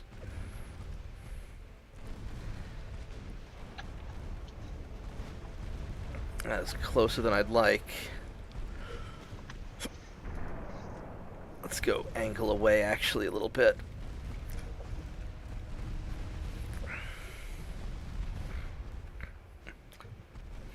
It only feels permanent because you're young. So, you're 15, so you've only ever known, like, Biden, Trump, and Obama, and you may not even remember Obama that much. And America was a completely different country before 9/11, and everything after 9/11 has been weird. And everything before 9/11 was different compared to before the Cold War ended. When I was born in 1976, okay? So, I've seen a lot of different presidents. I was born under Gerald Ford, holy crap. So Gerald Ford, then Jimmy Carter, then Ronald Reagan, then Bush #1, Slick Willie, then Shrub, and then Obama, then Trump, then Biden. I've seen a lot of different presidents, and for the most part, everything tends to be kind of the same. And here's the big takeaways for the American politics, okay? Before the Cold War ended, back in like the 70s and 80s, everybody was always worried about nuclear war. And fortunately, nothing bad like that ever happened, and we got through it. And between like the 90s, the 90s were awesome, okay? I wish you could have been alive during the 90s. They were awesome. Everybody liked each other, the Cold War was over, everybody's getting along, it was great. 9/11 happened largely because, for a lot of reasons, but a lot of our and after 9/11 is when we first started realizing just how fucked up the world still was. Everybody's all rah rah rah America for a while, and then over time we started to realize how corrupt everything really was. And around the time of by the time Obama got in, people started realizing just how corrupt the American government was. People weren't unified anymore, and everybody started fighting. Partly because the politics, if you can divide the American people, you can take advantage of them easier. There's a lot of reasons why you do these identity politics and stuff. It's not healthy for the country, but politicians like to do it because it helps them get elected. And over time, you started seeing the left and right change, okay? And so what started happening, you had these... So for a while there, in like the mid-2000s, you had like the Occupy movement, where you had a lot of normal people, both on the left and right, realizing that the big banks and the system was screwing everybody. And so people started sort of unifying against the big businesses, the big banks, the corruption. And that's when the politicians really started introducing identity politics to divide the people up. And now we're arguing over all kinds of stupid shit like race and sexual identity and all these pointless things. Right, and so you ended up seeing a schism where you started having these like ultra left and ultra right getting injected into politics. And I think a lot of those are artificial. Because most Americans don't really like either the crazy right and the crazy left. Nobody likes fascists, nobody likes communists, fuck them all, right? And so now what you're seeing is, especially in this election, is you're seeing a transformation of American politics where a lot of the big business and elites are all forming around the Democrat Party because Trump, for better or for worse, ended up pissing off the elites in the Republican side, and a lot of them got kicked out. And you see a lot of the kind of middle class and the populace starting to form around the Republicans. I think Trump will probably be gone before that finishes happening, but I think long term... Oh, what's in India? Are we invading India again? I thought we already invaded India. Oh, did they take Western India from me? Son of a bitch. You bastards. I took that fair and square. Now I've got to go take that again. All right. How many tons do I need? I need 179,000. All right. So once these guys finish, then I'll have to move them over there. Damn it. All right. Fine, fine, fine. So the big thing that you're seeing is you're seeing a complete reworking of the politics, and probably within a generation, you're going to probably see the Democrats be the party of the elites, and the Republicans will become the party of, like the more, just the common folk. A lot of people disagree with that, but you're going to eventually see all the elites leave the Republican Party, and Trump is not nearly as impactful as, like, Elon Musk, helping, joining the Republicans. That's going to be like a big deal. RFK joining the Republicans will also be kind of a big deal. So there's a lot of things happening that are bigger than Trump, but because Trump is so noisy, you don't really ever notice it.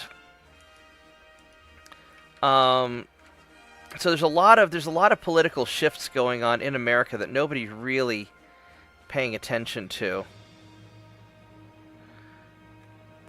And you're going to see a lot of interesting things happen over your lifetime. And in the grand scheme of things, what's happening now is going to be a starting point. But this is just a starting point. A lot of things are going to change and continue to change over the next 10, 20 years. Yeah, you're gonna see the you're gonna see the elites trying to divide the people. But people are getting smarter, and the internet's changing how people communicate.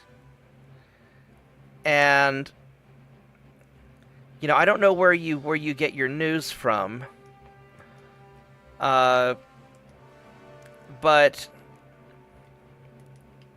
there's a lot of things happening behind the scenes that aren't so obvious. So, now I don't know which party you support, and that doesn't really matter. The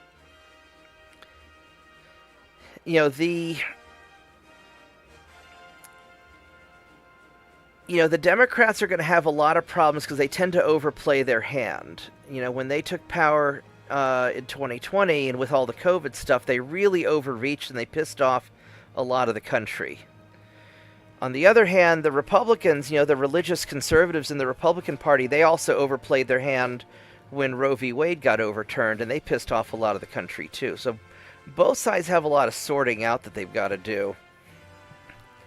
And that's going to probably be largely resolved by the time you're old enough to vote.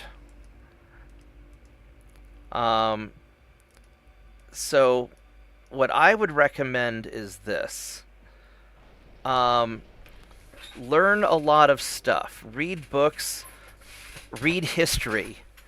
Not like any of this like Wikipedia stuff or any of the rewritten stuff, but like learn actual, primary source history. Read the Constitution. Read the Declaration of Independence.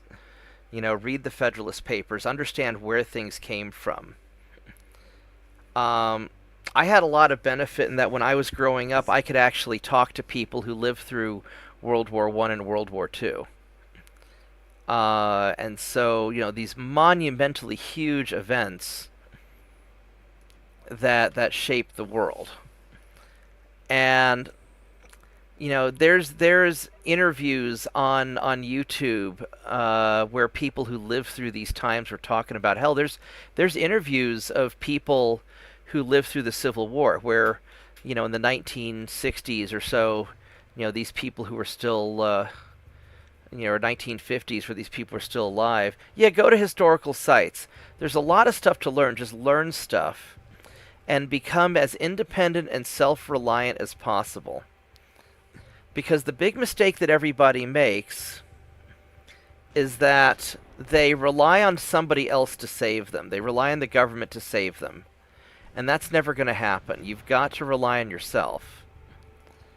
And so learn useful skills, earn your own money, be your own man, And that way, no matter what happens in the future, you're going to be okay. Because if you know how to do something that's necessary, you'll be fine.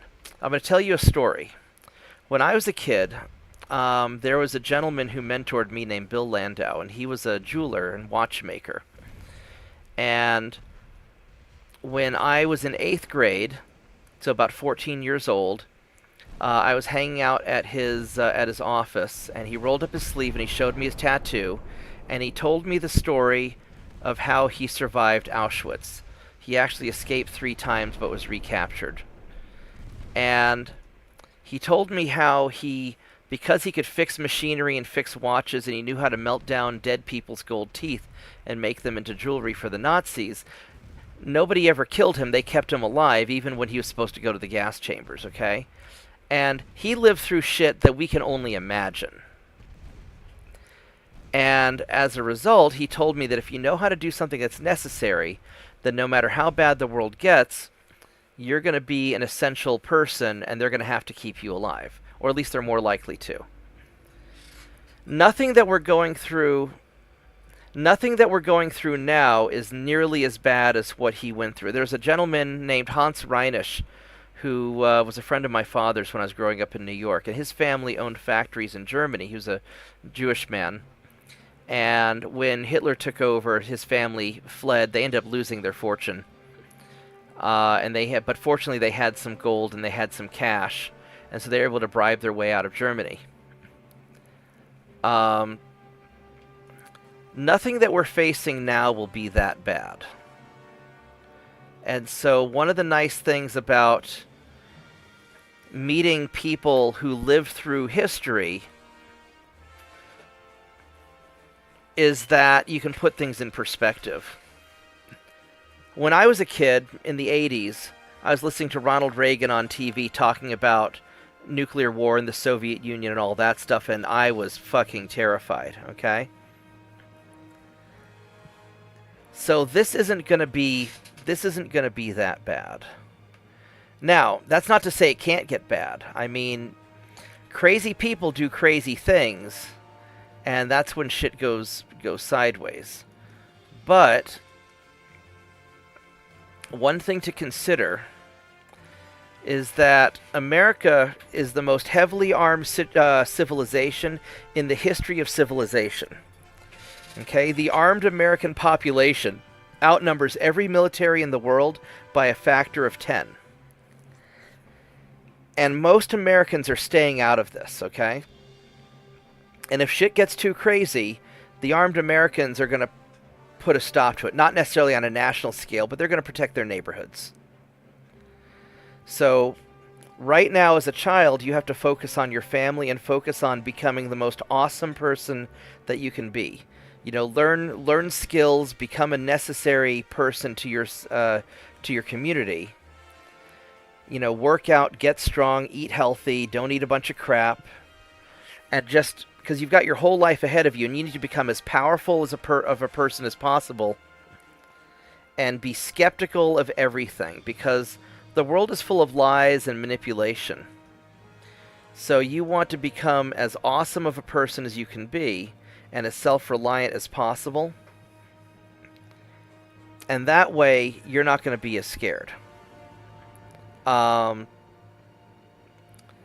You know, so for example, I'm doing better than most of my friends right now because I own my own business. I employ a number of my friends to help them out. And the economy is awful. This is the worst year I've ever had in my entire life. I am earning less money now than at any other point in my business career. But I'm able to survive through it. And I can still play video games, I can still hang out. Because I'm self-reliant and I'm a competent, capable individual. And so you need to get to that point. And then moving forward, once you can take care of yourself and take care of your family, then you can start worrying about taking care of your community. You know, for example, we hold a bunch of after-hours events in the lobby of my business. We'll do some free events and stuff just to benefit the community. So I'm only now at the stage where I can start to benefit my community. And the way that our country is designed is really designed from a decentralized bottom-up standpoint. So what happens at your local level is more important than what happens in the national level. Now, whoever's the president will determine whether we go to war with Russia or whether we have like international bullshit. But most of the COVID lockdowns were determined by your mayor or your governor. So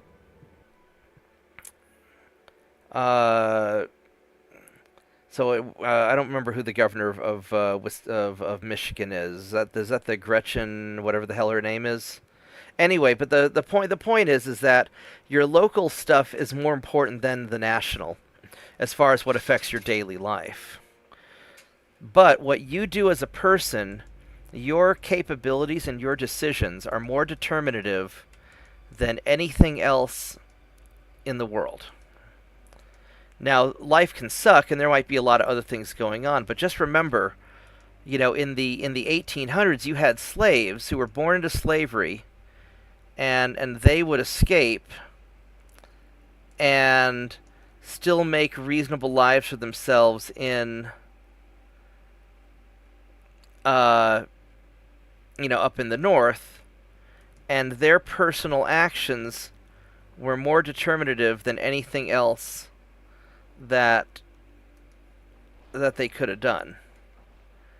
And if people can overcome slavery, you'll be able to overcome whatever stupid's going to happen over the next few weeks.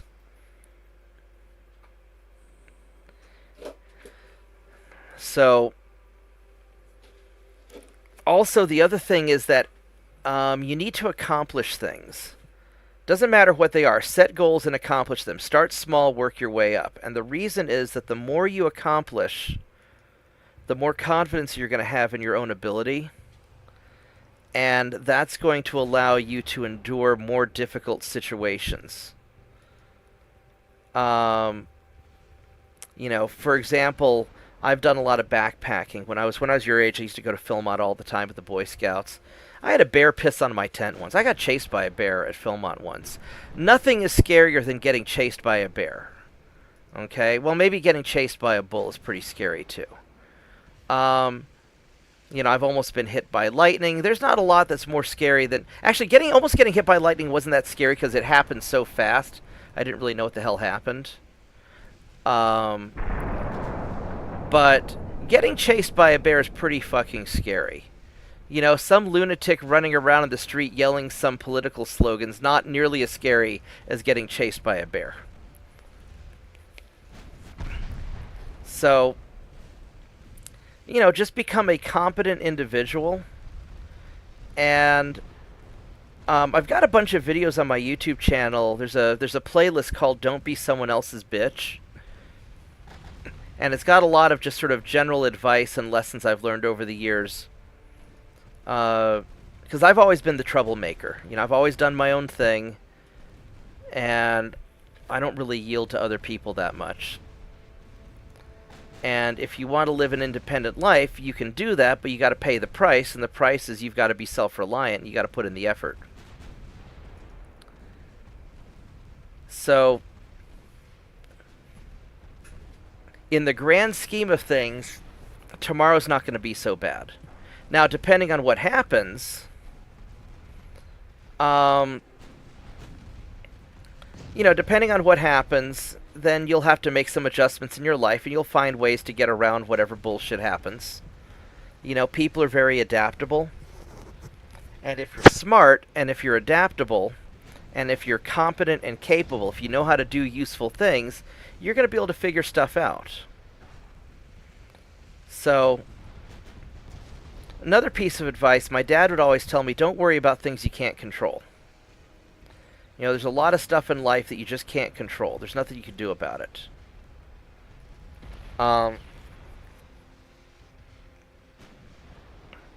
So, you've got to be prepared for the eventualities, but a lot of times you're going to have to just think on your feet and adapt as you go. So, you know, just kind of like when playing this game, sometimes something stupid happens, I've got to change my strategy. I make my preparations beforehand. Yeah, I make my preparations beforehand. You know, these battleships that Shadow Wolf and I designed, it'll take 20, 30 turns to build, but I'm building those for preparation for the future when I'm going to need a more powerful ship maybe, and maybe I won't, but they're there just in case. So you make preparations for the future, but don't worry about it, because if something happens, you're going to have to adapt and change anyway. So if you're smart and capable, then then you'll be fine. Make sure you eat healthy, make sure you exercise, eat plenty of meat so you can develop strong muscles. Don't buy into any of the, like, genetically modified soy whatever bullshit. And also learn that if somebody lies to you about one thing, they're probably going to lie to you about other things as well. So whenever you catch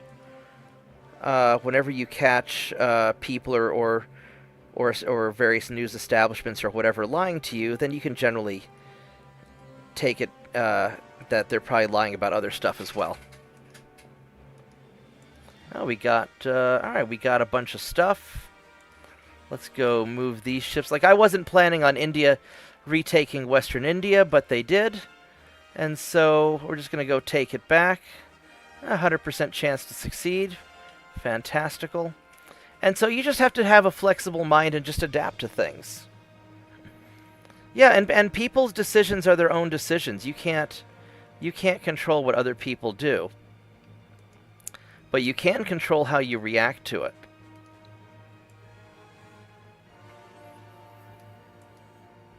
So that's kind of my broad advice.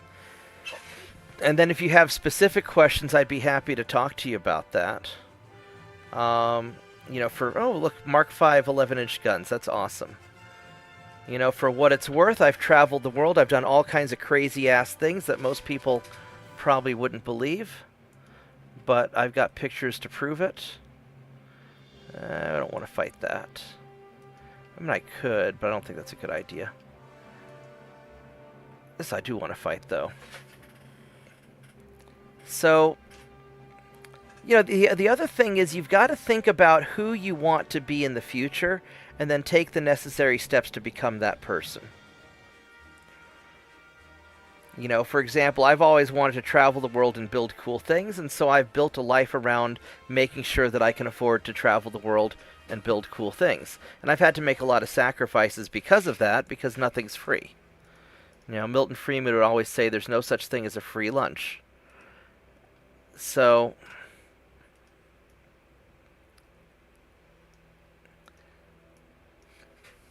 a lot of it is think about what you want to do long term and how you're going to get there. Because you've got your whole life ahead of you.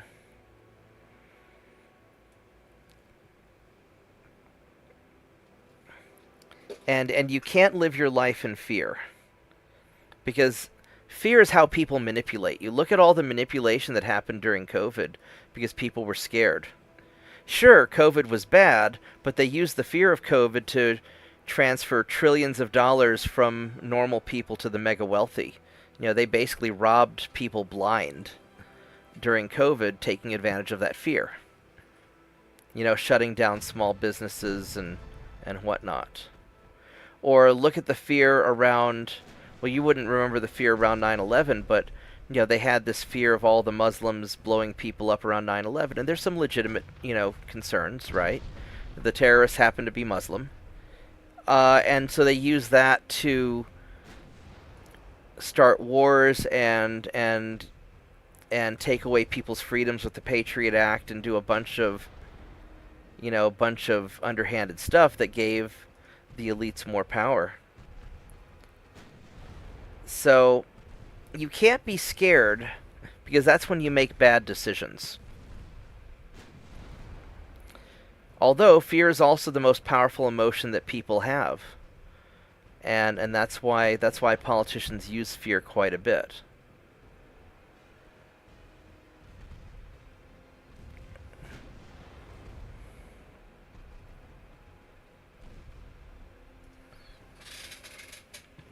Let's go kill these torpedo boats. You know, for example, torpedo boats are scary. They launch torpedoes at me. I'm not going to be scared of them, though. I'm not going to act in fear. I'm just going to blast them. Please shoot that one, though. If I can even hit them.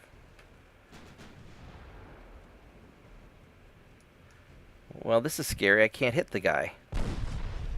Oh, we hit him a little bit. So, you know, you've got to just systematically solve the problems in your life. But if you're prepared in advance by being competent and capable, then everything else gets easier.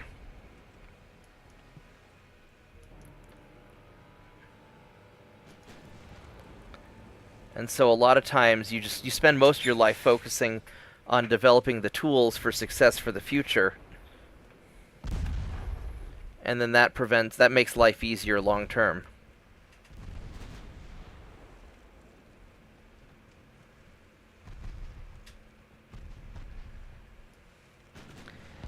And then a lot of life just comes down to solving problems. You know, I know these torpedo boats are going to be a problem. I'm going to solve that.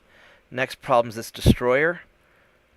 And it's just a quick, easy problem to solve, so we're going to go and take him out because he'll die faster than the light cruiser. And this guy has some torpedoes I don't want to deal with. And I'm just going to systematically go through and eliminate the problems in my life.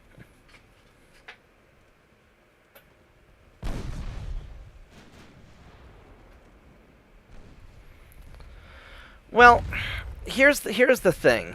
Something important to me. I mean, I have my own opinions. I know who I want to win and who I don't want to win or whatever, and they're for some personal reasons.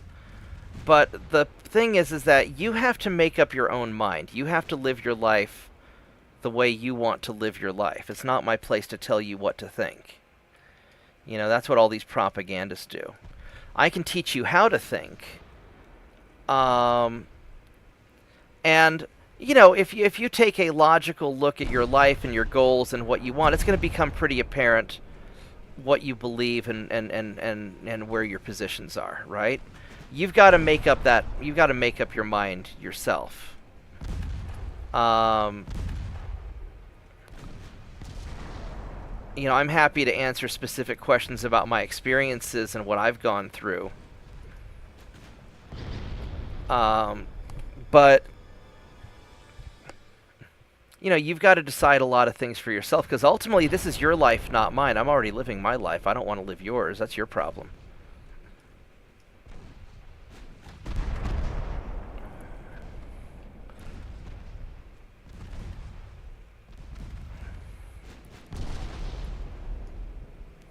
Probably the most useful skill you can learn is start learning how to determine what's true and what's not.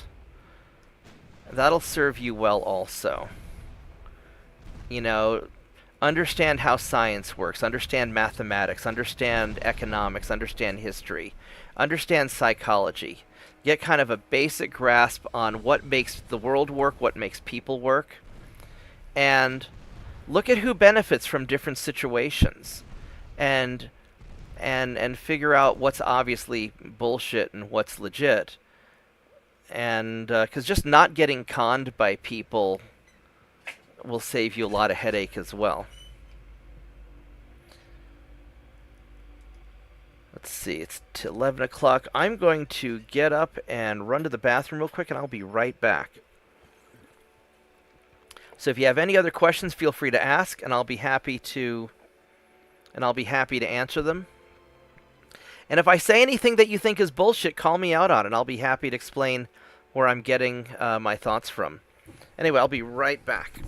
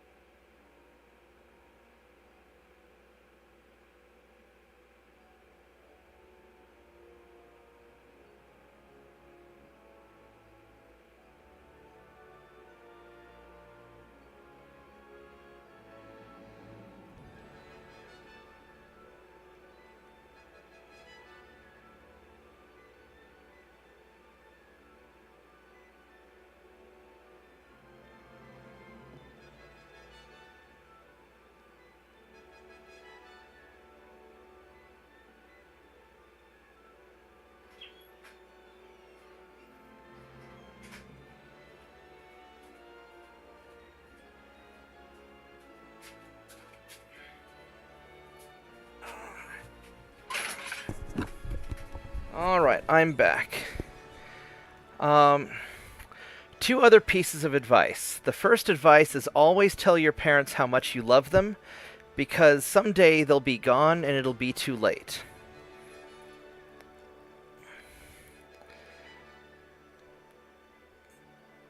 That's the big thing. And then the second piece of advice is that freaking out is always the wrong answer, okay? Because you're never going to make a good decision when you're freaking out.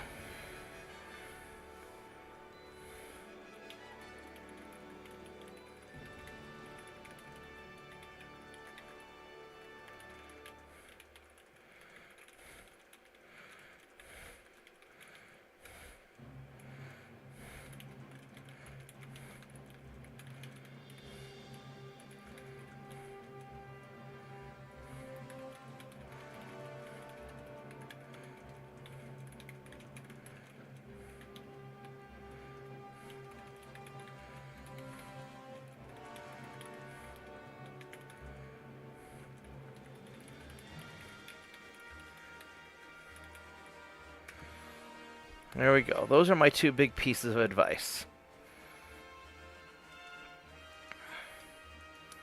And then I'm also going to find something else. Let's see here.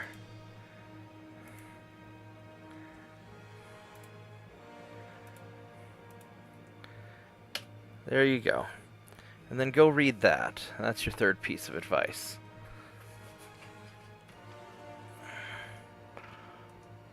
These are lessons I've learned over the years. Let's go fight this guy. I hope my cruiser's in okay shape.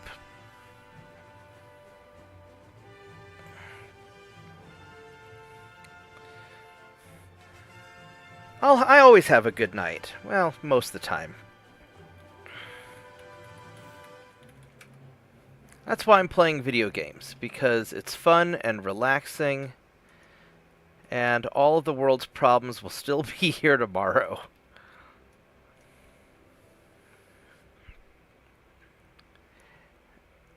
And, you know, focus on the things you can take care of. I can give advice to my friends, I can take care of my life, I can run my business. You know, I'm not going to go fix the world's problems. The world's going to have problems long after I'm gone. Maybe I can set a good example and leave the world a better place than when I found it.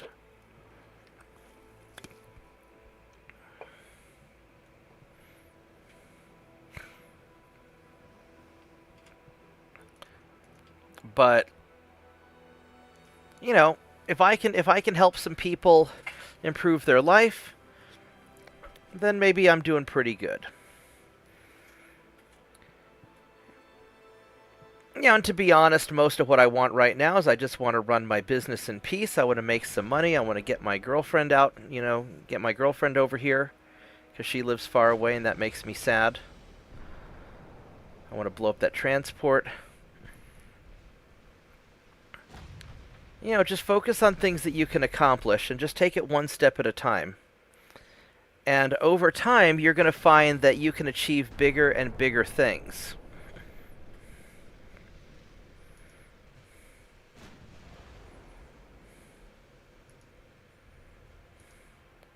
Let's go turn a little bit like that.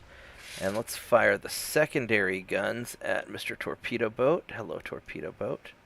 Have some secondary guns, please. Daka, daka, daka, daka, daka. Please don't hit me, though, because that hurts. Ooh, that was a good hit. Yeah, that's a big hit. Bonk. Alright, take care, Blue Crab. I'm glad you stopped by. I hope I was able to help.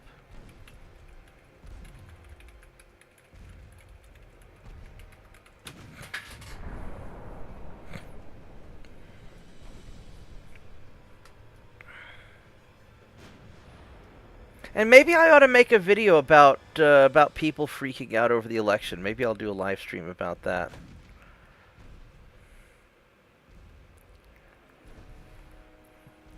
Because we're 2.5 hours into this live stream, so I don't know if anybody's going to watch this far just to see my advice on how to not freak out over whatever the hell's going to happen in the election coming up.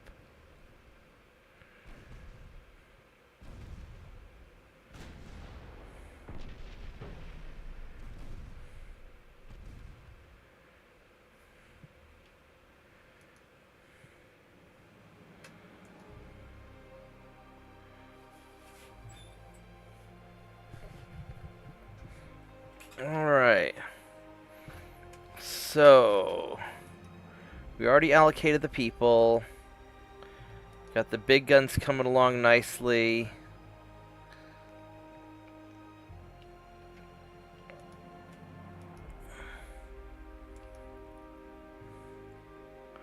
I can do another naval invasion, which I'm probably going to invade Annam.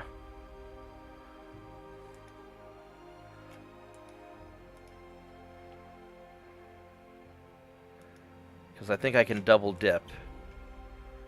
I'll have this guy move right there.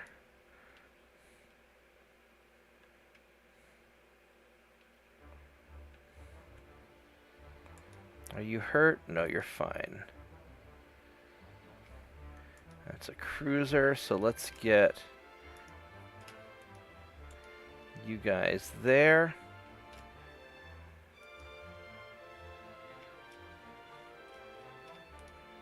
What kind of ship is that? That is a destroyer, so let's have you guys move there.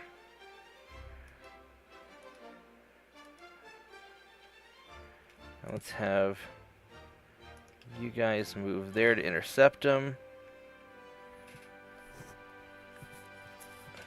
And this is 100%, so they're going to be fine. And we'll probably go over to Thailand, maybe, and start invading some of that eventually. So let's go here to Bangkok.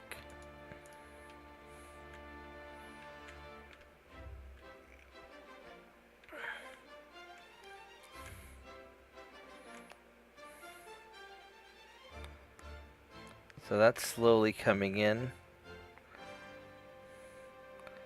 That's going to take place next. Oh, this is all going pretty well, actually. I'm going to go save it real quick before something dumb happens.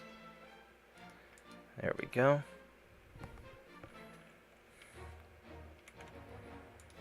Alright, next turn.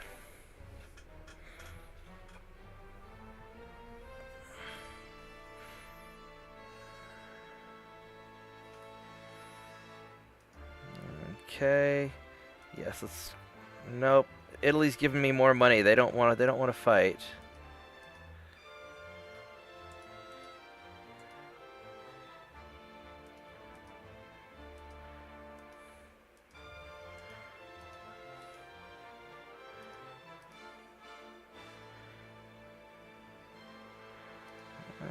We're invading stuff. I got Western Turkey. That's good. Alright, so 643.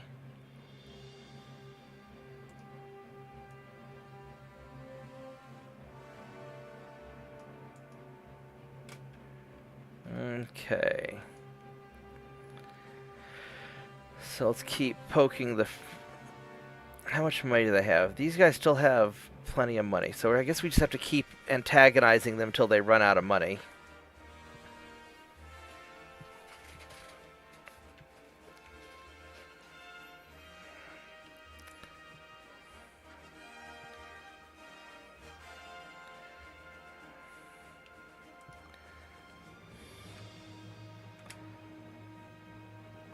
Got a bunch of cruisers down here that I haven't really done much with.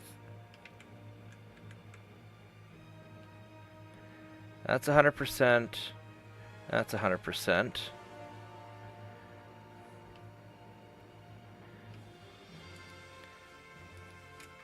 Let's go send...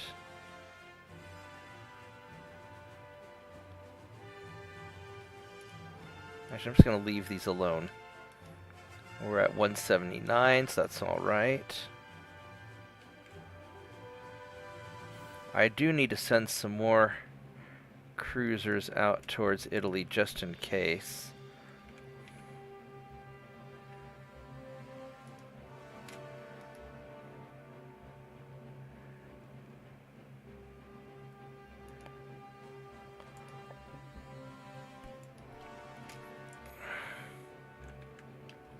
So I'm going to send a couple of guys over this way.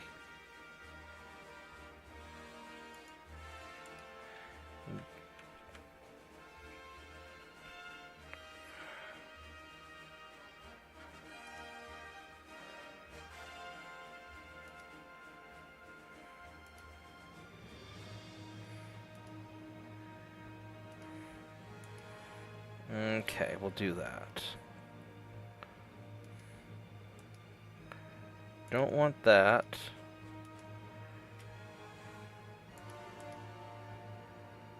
Well, that was bad for me. Alright, well.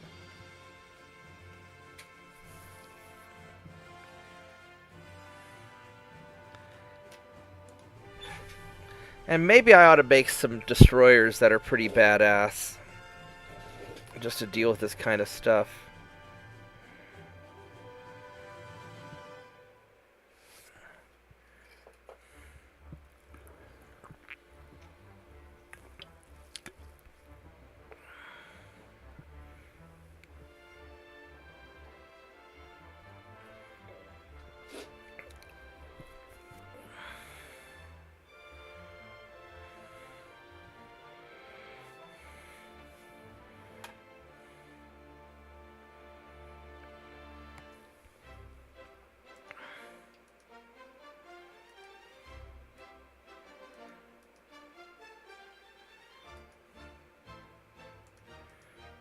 I'm just auto-resolving these because I'm being lazy.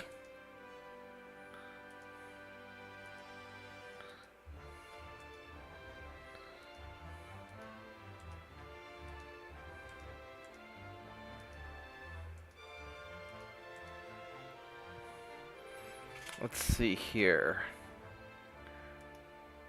543.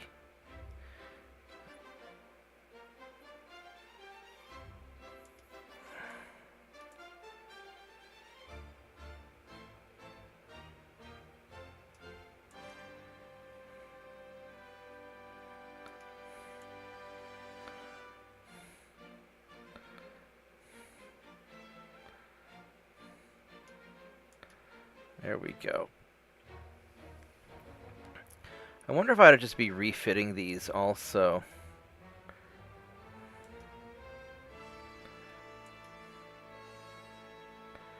Mark 5 5-inch guns. I probably ought to refit these at some point.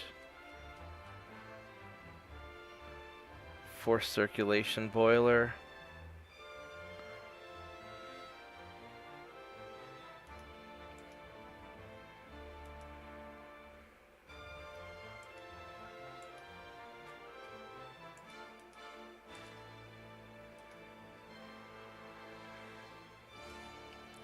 Alright, so that's 100%. That's 100%. That is 100%. That's 100%. And that's 100%. Alright. And we can do another invasion on China now. So I think we're going to go... Well, we're already attacking Thailand.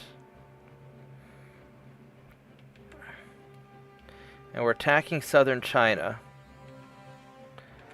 So maybe we should go for eastern China.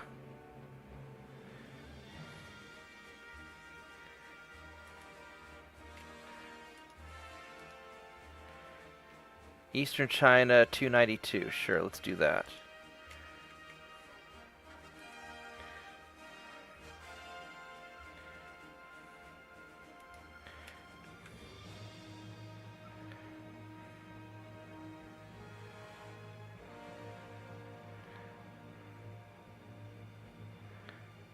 Let's go park you guys over here.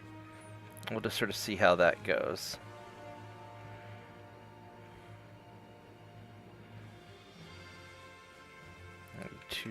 Are you making any progress? No.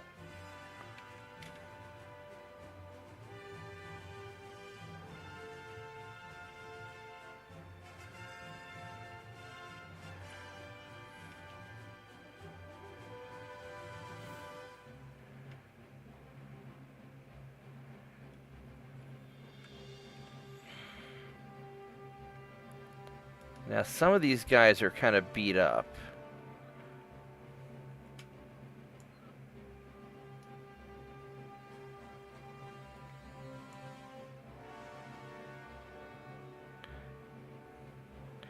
I think I'm going to get all my torpedo boats.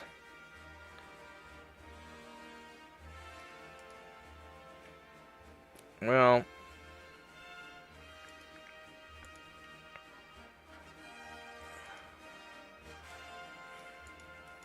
let's get all the torpedo boats over here.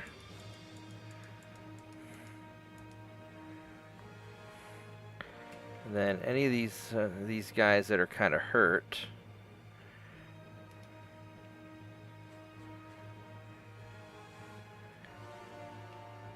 Because if they're missing a bunch of crew, then that means they're probably hurt.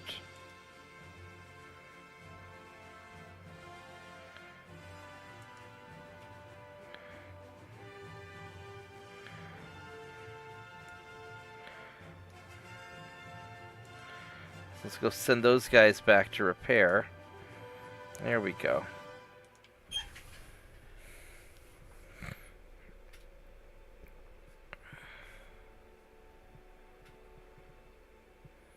Let's see how this works out.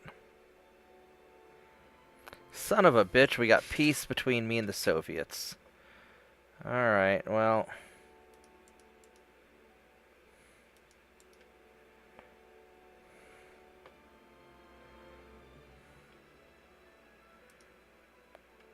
So Romania...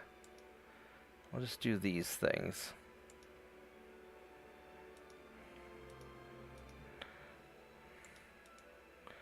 Alright, now I gotta go pick a fight with them again.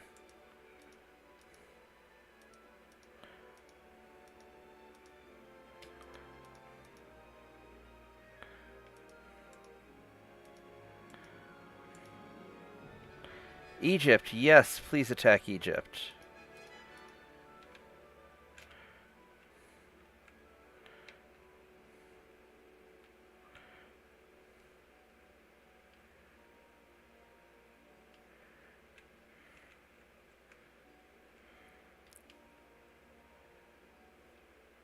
Alright, so I need to put some guys here.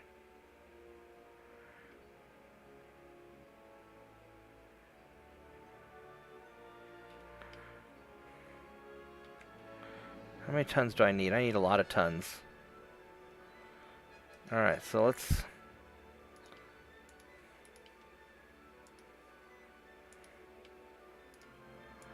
go toss a bunch of people here.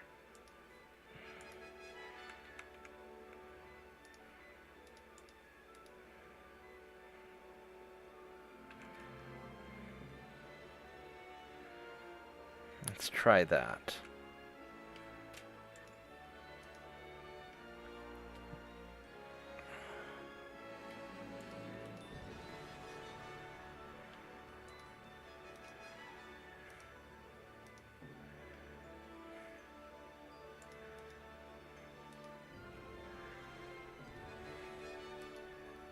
And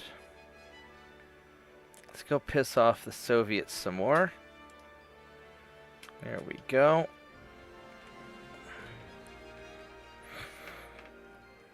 So this is all working out pretty well. We're just slowly munching all these guys. And then here in maybe 30 minutes, I'll go ahead and call it a night.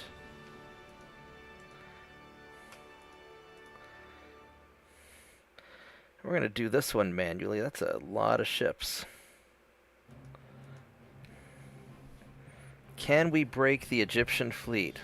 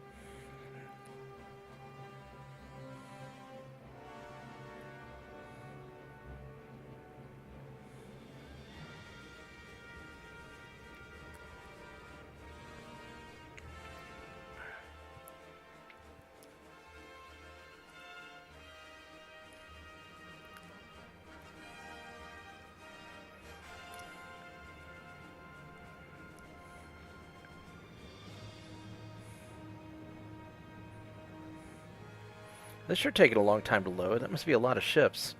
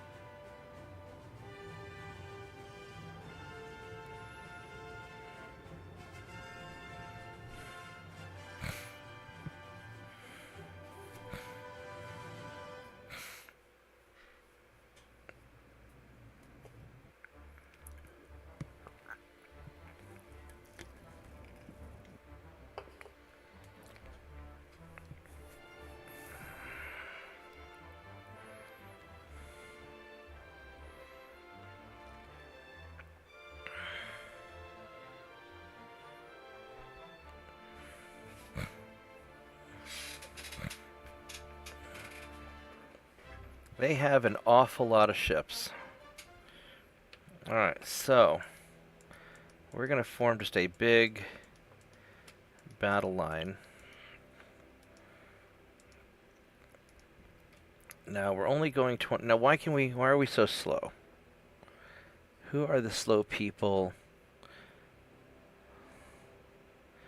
Some of these light cruisers are slow. So as far as my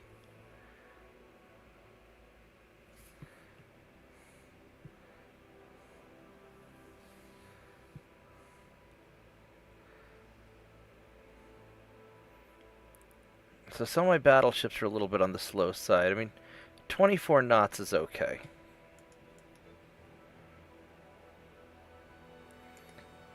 These guys are a little beat up. Now, as far as these torpedo boats go, they don't need to be part of this fight.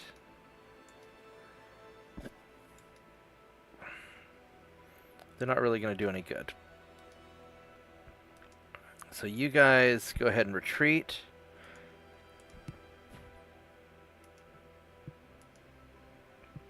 Because you're not going to really do much for me.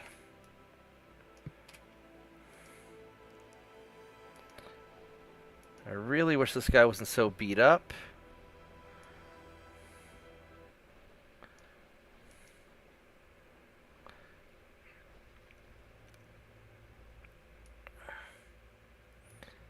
We're going to go form our battle line.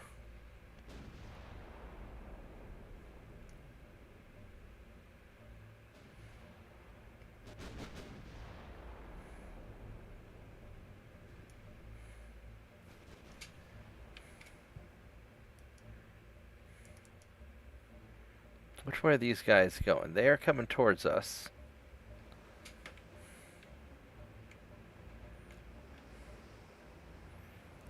And we've seen these ships before. This is kind of dreadnought-y type. This thing's not bad. These are pretty good ships. This is Imperator Alexander III. Was this Austro-Hungarian?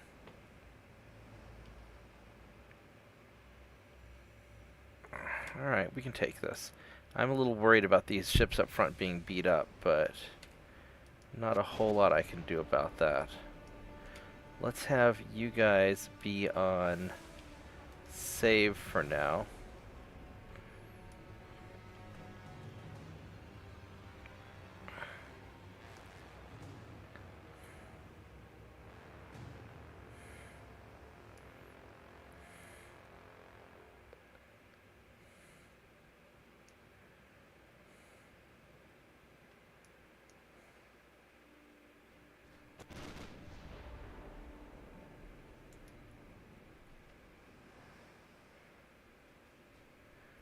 Well, let's just go pelt these guys.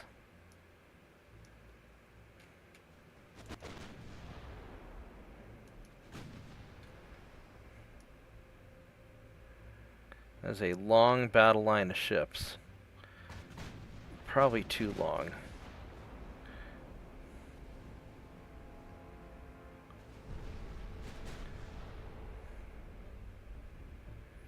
Well, no more battleship. I guess that worked okay. And we're firing at really long range. we're firing like 20 kilometers, 25 kilometers, so they're not really going to shoot back at us. Once we get our fleet fully engaged, we can start angling in a little bit.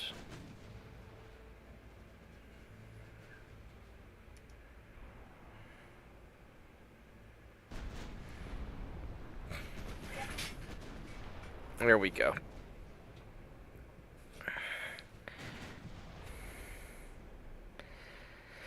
Look at that volume of fire.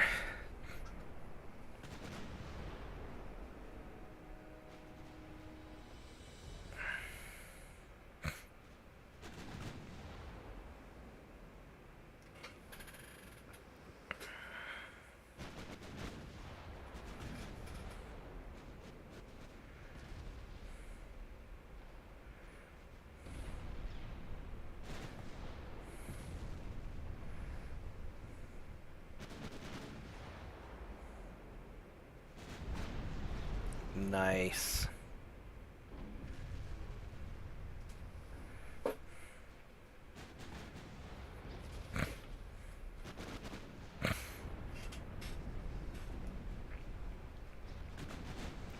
Look at that line of ships. That is a big conga line of death.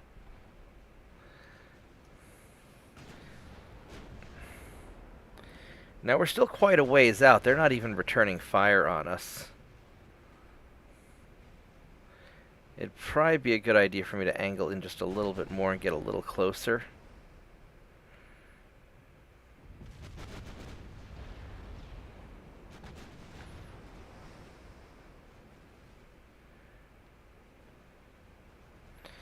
Yeah, 15, 16%. That's better odds. All right, we can deal with that.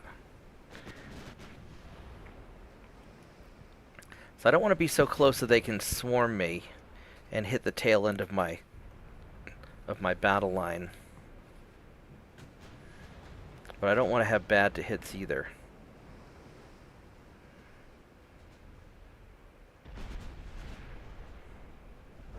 And I'm not even paying attention to what I'm shooting. I'm just letting the ships do the work.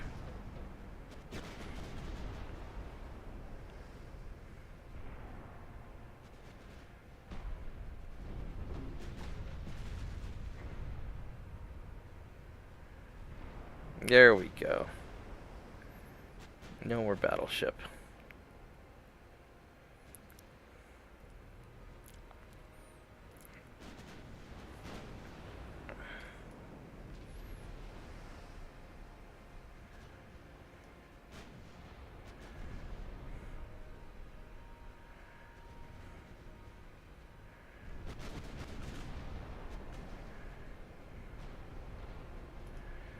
Let's go angle in a little bit more. We'll just start slowly creeping in there. Yeah, these guys are just getting smacked.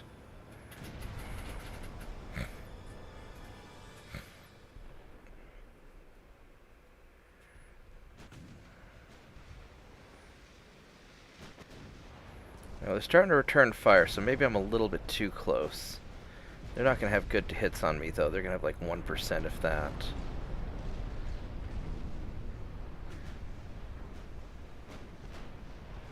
There we go.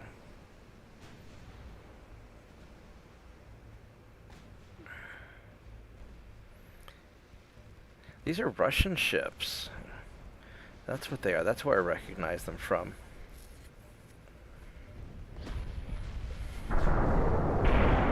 Ouch. Yeah, I didn't want to take any hits. But that's okay.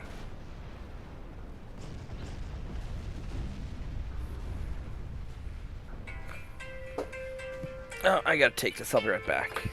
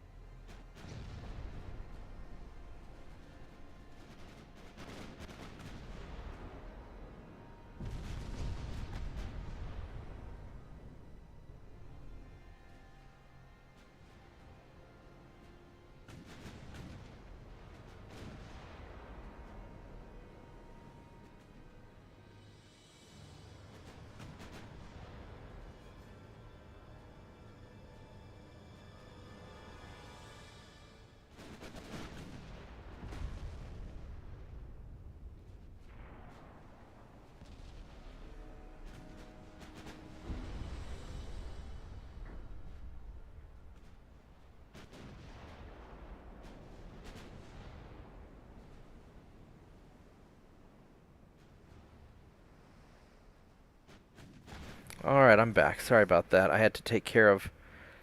I've got these 4 laptops at the office that are going very badly, and poor Ed's been pulling these all-nighters trying to get them working. And it's just motherboards that are failing, and it really sucks. Because they're Apples, they're going to be expensive. And I keep telling him to go home, and he's been sleeping on the couch, taking little naps at the office. He just keeps pulling these late nights. He's just determined to get it done. You know, he's got a real sense of pride in his work, which is very respectable, but I worry that he's pushing himself too hard. But, oh well, sometimes that's what it takes. Anyway, so let's just keep massacring this fleet. I might get on and record a dedicated election video later. I'm not sure. I know Blue Crab was very worried about what's going to happen.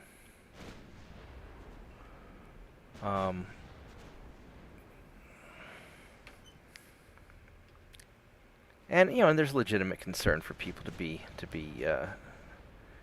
worried. But I don't think it's going to be as bad as people think.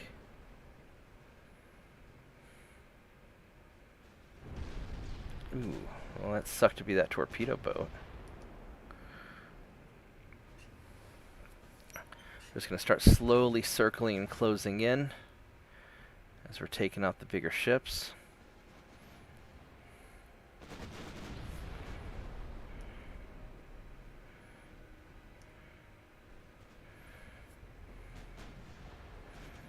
I don't even know if we're within secondary range. You know, I've been keeping, 12 kilometers. I've been kind of keeping my distance. They're firing on heavy cruiser. That's good.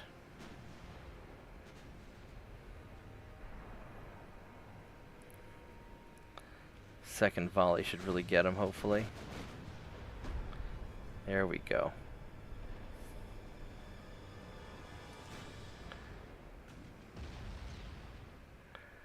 Just keep creeping a little closer.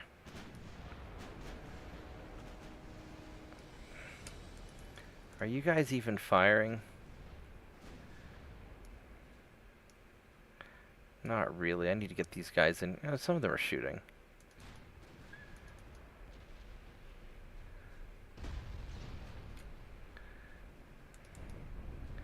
And for the most part, they're not. Alright, we're gonna creep in a little closer. Since we're not really worried about torpedoes. Just want to just get our guns more effective. So we're not here all night.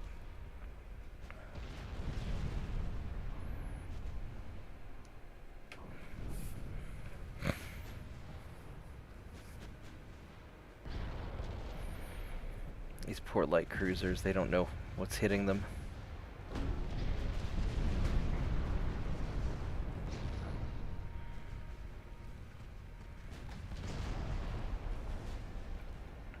And when you have a whole flotilla of ships like this, there's just such a volume of fire just coming in.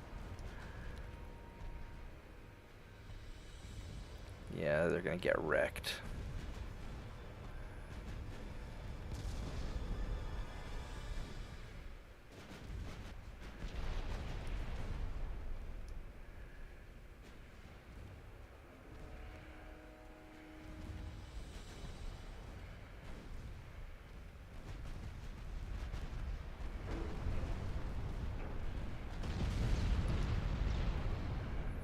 What's that lone cruiser doing all the way out there? I mean, then again, by the time the front of my ships get there, the back of the ships will still be back over here shooting these guys, so it's not really anything too big to worry about. I'm going to sort of angle in a little bit more. We're just going to brawl these guys. Because they're beat up enough, I think we can just beat them down fast. Just fast and vicious. Look at all those numbers. These guys are so screwed. They are just so screwed.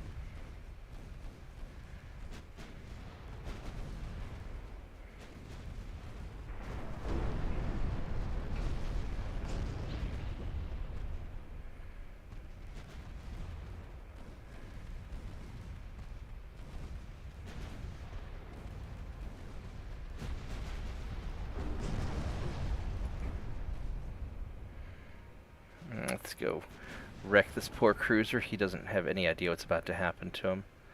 And he has all the ships just shooting at him.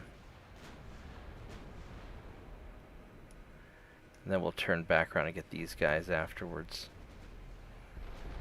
Oh yeah, he's just taking a lot of hits. Yeah. Get wrecked, buddy.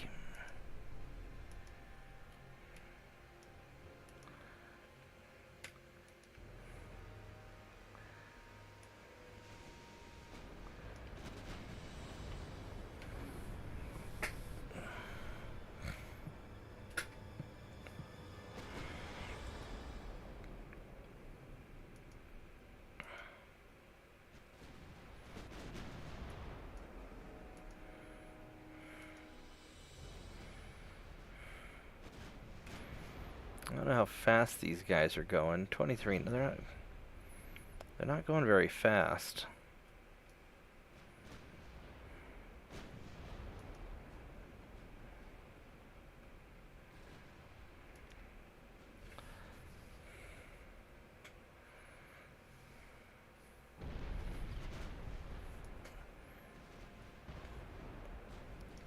Well, bad day to be in the Egyptian Navy, that's for sure.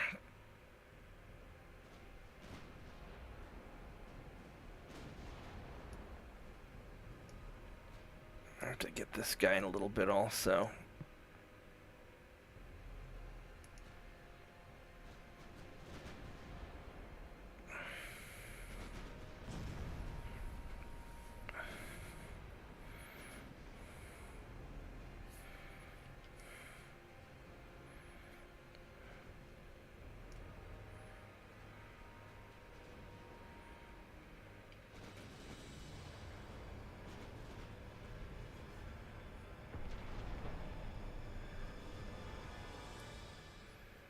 Some of them might get away.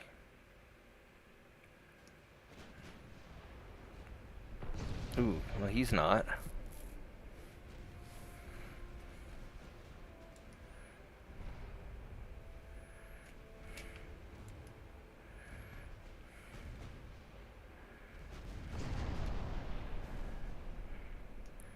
There's that one guy down there.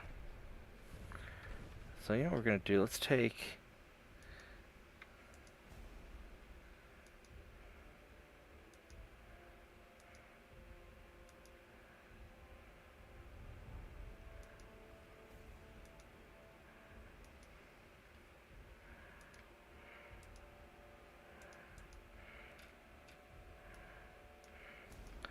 Let's have these guys go after him. And you guys just continue on. There we go.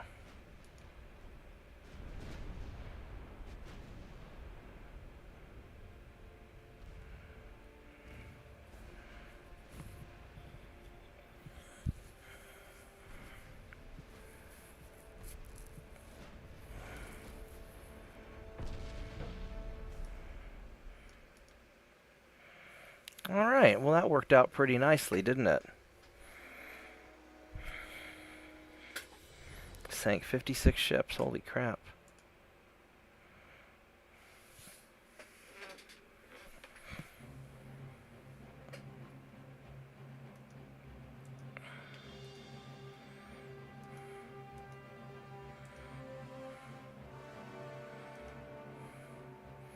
Got Korea, Ottoman Empire's new leader, Western Turkey, sure, why not?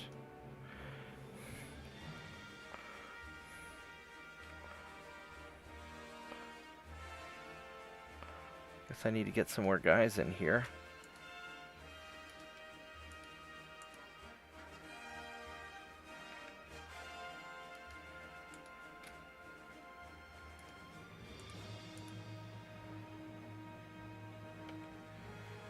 Send that in.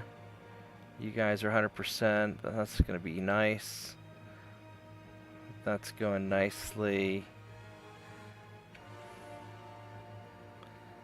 Let's get our Get our guys over there, 542.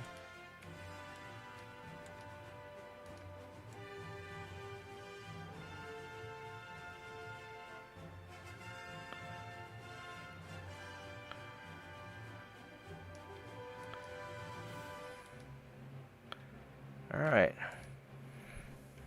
That takes care of that.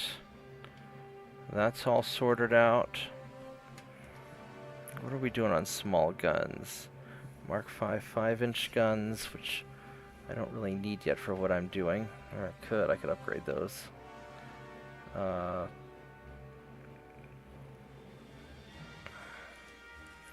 far as the big guns go, Mark 5 11, so I mean I can really upgrade the cruisers. I can do another naval invasion of China. So I'm doing Eastern China, which is 100%.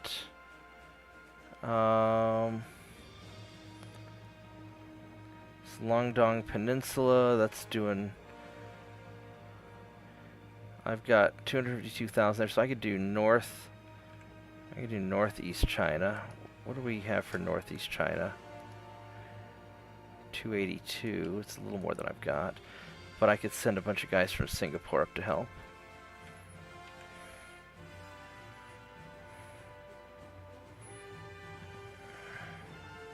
Northeast China does make the most sense.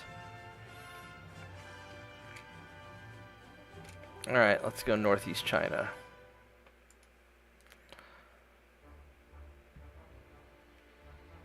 Or we could do Hong Kong. What do we...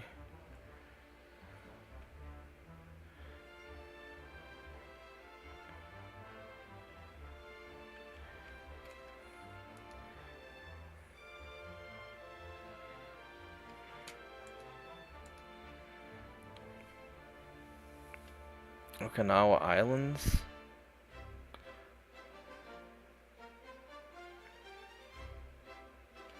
Now let's do Northeast China.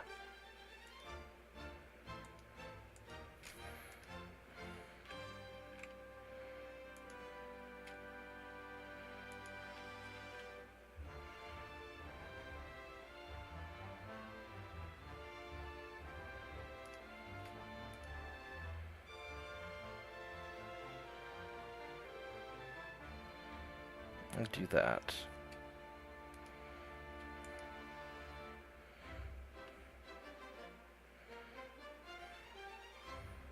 Alright, that looks pretty good. It's almost midnight. I should probably call it a night here soon.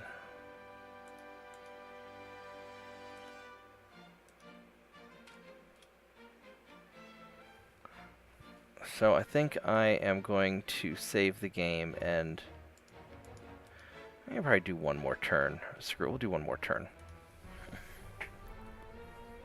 Then I'll call it a night. I am actually really enjoying this game. I guess everybody stopped watching at this point. It's getting late and I'll have to take care of the dog at midnight, but we'll do one last turn just to secure Korea.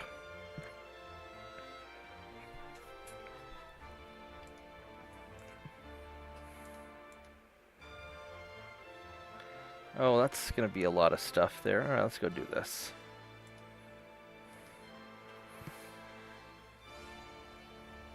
Let's go wreck the Ottomans.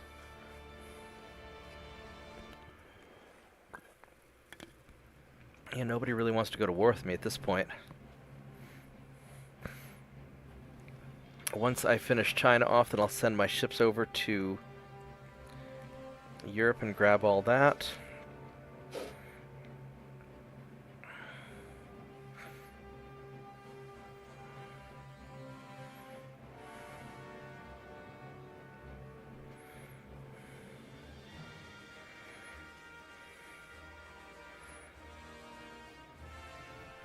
We're actually wrapping this up pretty quick, just because I took out the stronger nations first, and I think that might be how I have to do it in the future.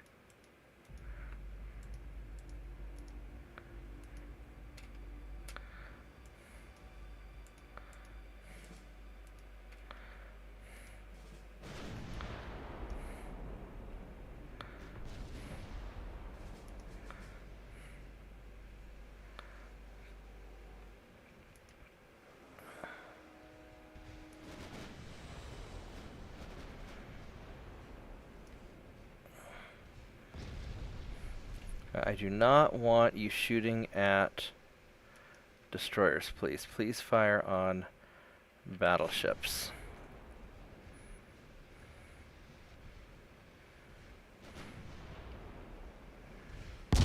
Ouch.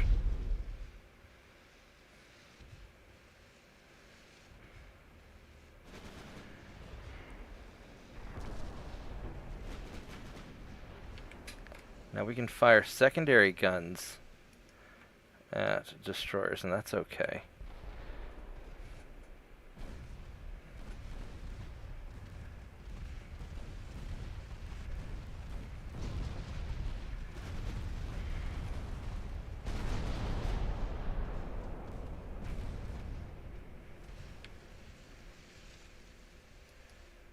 What's the range on these? 3.8 kilometers, a little close. A little closer than I'd like, but it'll be alright.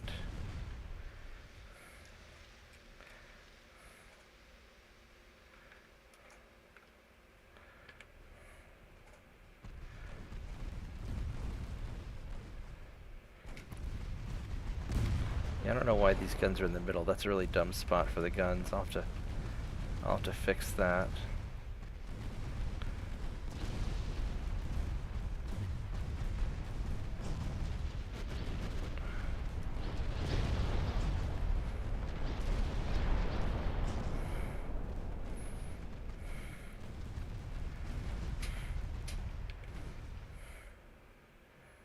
Alright, please shoot that battleship with your main guns. Thank you.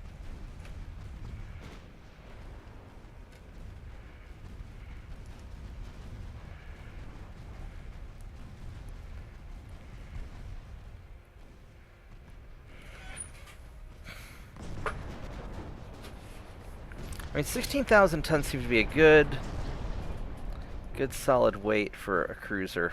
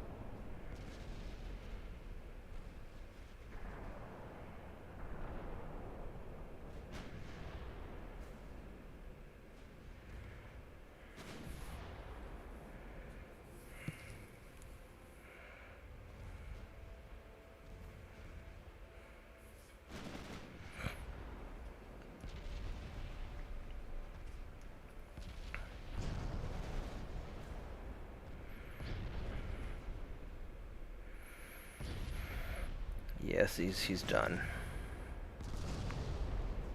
Ah, he survived. There we go. Fantastic.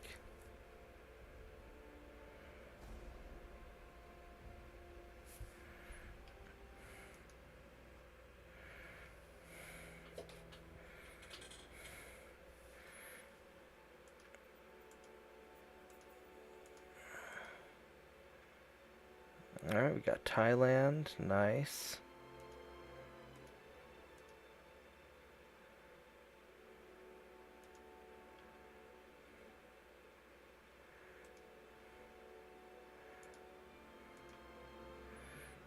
Alright, so 600 troops.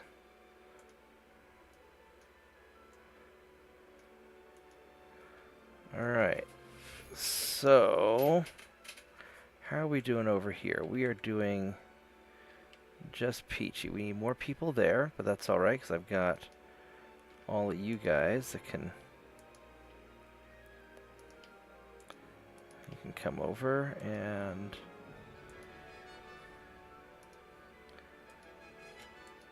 That'll take care of that. Actually, these guys, I think I'm going to park you. Let's go get him. That's going really nicely. So I don't have Southeast Korea yet, but that's okay. That's going really well. We'll get that next turn. That's going well. That's going well. All this stuff's going well. Alright. I want to poke the Soviets again. I mean, they're boxed in.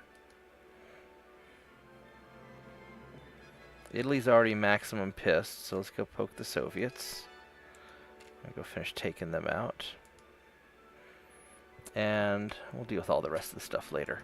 Alright, guys, I'm going to call it a night. It's almost midnight. I got to take care of the dog, then I got to go to bed. I might stream again later. I've got some thoughts I want to share based on my conversation with Blue Crab, but I don't know if I want to record a video or not because I'm kind of tired. But we'll see. I'll see what suits me after I finish the dog. So, guys, thank you everybody for watching.